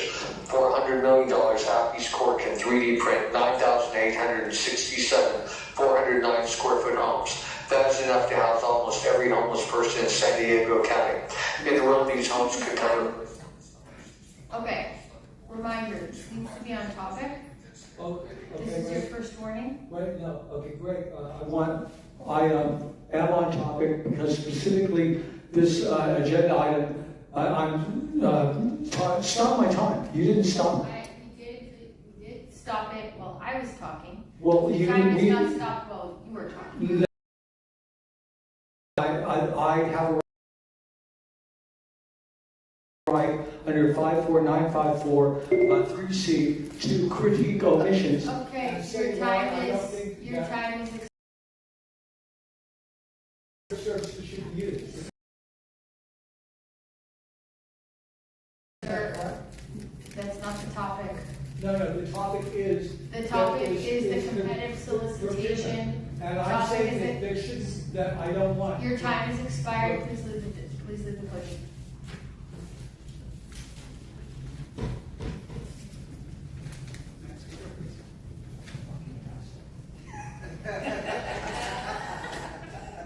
All right, good afternoon. I'm Dave Laxley from SEIU Local 221. Happy to be here. Congratulations on your endorsement from President Trump in your run for Congress. As to the task at hand, I want to note that this board has started to look at insourcing to support workers for critical programs like CalWorks, which provide better services and save money. And looking at this as part of this item is a part of it. And of course, the committee that Supervisor Geary and Supervisor Anderson is part of this important work as well. I also want to thank Ebony and the team in making a last-minute adjustment on this item to make sure that we don't lose the opportunity for such an important program like CalWorks, to make sure, we know already, we're going to tell us that county employees can do this job better. And looking at that as a part of it, we can't just snap our fingers and bring things in-house. There has to be a process. This is an important part of it, and SAU is happy to work with you. So thank you.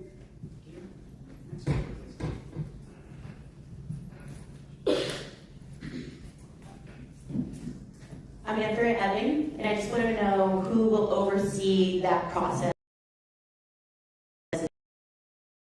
in place, because if we remember, we did a $6 million contract with a dope dealing rehab owner, right? We wanted to just avoid all the fentanyl and avoid the caretaker, Dr. Christian Small, who I was reporting for 3 years leading up to the Blue Cross Blue Shield Oklahoma lawsuit for $10 million for body brokering, insurance fraud, fatalities, opioid distribution, which I talked to their attorney several times and let them know that the county and city ignored every single one of my complaints. So who's going to oversee that process? Is it going to be Eve Babcock, who signed for John Pellegrino on December 24th? They don't even work on a Tuesday. You think they really work on Christmas Eve for a $1.5 million contract? The fraud is outrageous. There should be oversight over whatever the process is. Thanks. You will now hear from the individuals that requested to speak by phone. We will begin with our first caller.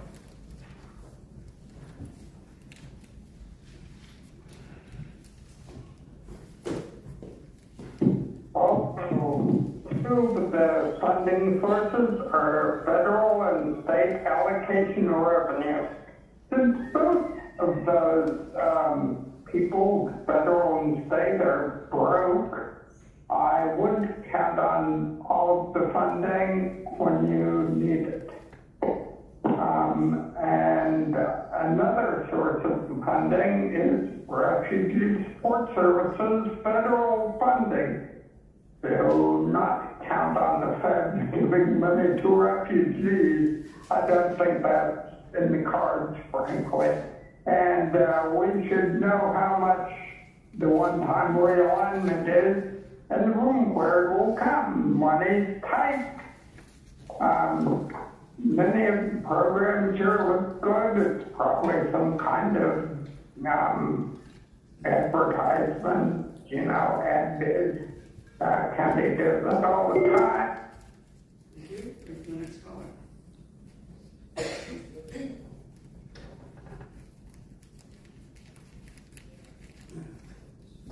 Okay, Gonzalo here. Okay, CalWorks is being presented as a pathway to self-sufficiency, but what we're actually seeing is the system strengthening their grasp. If the system was truly working, people would be moving through it and out of it instead of it continues to expand. More contracts, more funding, layers, like something that sustains itself rather than solves the problem. Programs like this weren't meant to be temporary. Over time, they have proven that they instead of real independence. And yes, there have been concerns raised across California about the oversight, accountability, and misuse of funds. When taxpayer dollars are involved, trust the system is not enough. So yeah, because self-sufficiency isn't a talking point, it's an outcome. If people aren't leading stronger forces, more stable and independent, if people aren't leading. We'll hear from the next caller.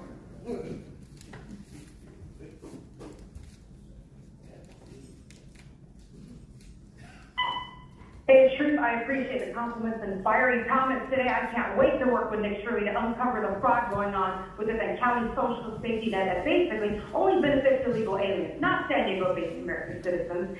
And that's why the data was manipulated by staff. I'm sure Terry yelled at them to get what she wanted, just like she did with DA Summers. They obfuscated data when they said more welfare recipients are enrolled in work programs in San Diego than anywhere else in California. Wrong. There's really just more welfare recipients in San Diego thanks to Biden's open border. And why is this HHSA contract competitive, but the contract with J.C. Cooper was a sole source backroom deal by tariffs? Is it because this $60 million bill is partly funded by the federal government, who may not tolerate fraud as easily as the state does? So I support the elimination of all CalWorks fraud going on. Again, I ask, for what reason is this meeting an out and your job been fraud?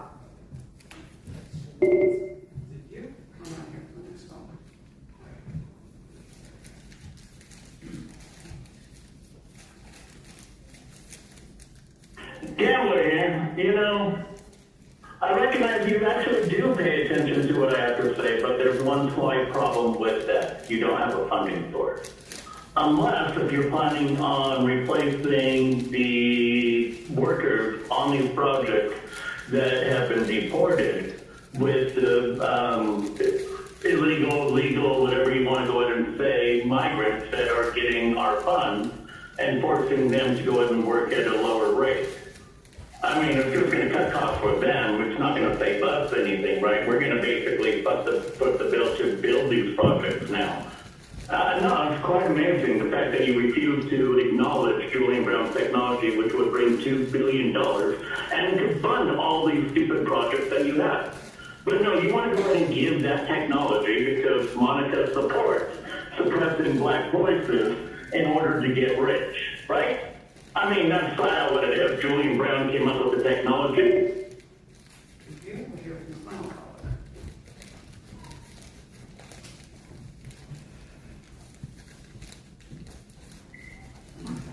Ray, well, this is interesting. Why more taxpayer government overseen programs? Why are we not directing individuals who seek work to private entities such as, the San Diego Auto Museum actually trains mechanics? What about and be independent? The control this government has over private citizens, the worse they're going to be. It's like building affordable housing. There's no incentive for anyone to improve their lives. And by the way, who is vetting the child care giver? This is absurd. This needs to stop unless you put American families first and foremost and not illegal immigrants, documented, whatever label you want to use. Thank you. For the record, the speaker was Pam and Chair Lawson-Reamer. That concludes public comments on this item. Okay, thank you so much. Turning it over to Vice Chair. Thank you. Happy to do the item. I specifically want to point out the in-house component. For the last couple of years, I've been trying to dig a little bit more into where the overlap is between what our county workers are doing and what their contracting services are doing, and also just from a little bit of the testimony today, just hearing how oftentimes our county workers have to clean up after what the contractors are doing and saying, and so that certainly is an efficiency issue that I know that my colleagues are going to be looking into, but it's an ongoing conversation. It's a perfect opportunity to see that analysis so that we can make more informed decisions. Thank you very much. Okay, we have a motion on the floor. Turning it over to Chair Patel. Thank you, Madam Chair. I'm happy to second, and I just want to add that standards of American oversight, improve consistency, and better connect clients to county resources so that we can build a lasting public sector in Tassau. So happy to support that. Okay, thank you so much. We have a motion. I'm not seeing any speakers, please vote. Chair Lawson River, that motion passes unanimously. All supervisors being present and right. Okay, thank you very much. 27. If we could be back here, does 12:10 work for folks? Yes, I mean 1:10. 1:10. Is that enough time for everybody? Okay, Paloma. Okay, 1:15. Paloma, thank you, Chair Pro Tem. Okay, we'll be back at 1:15. Yeah, right.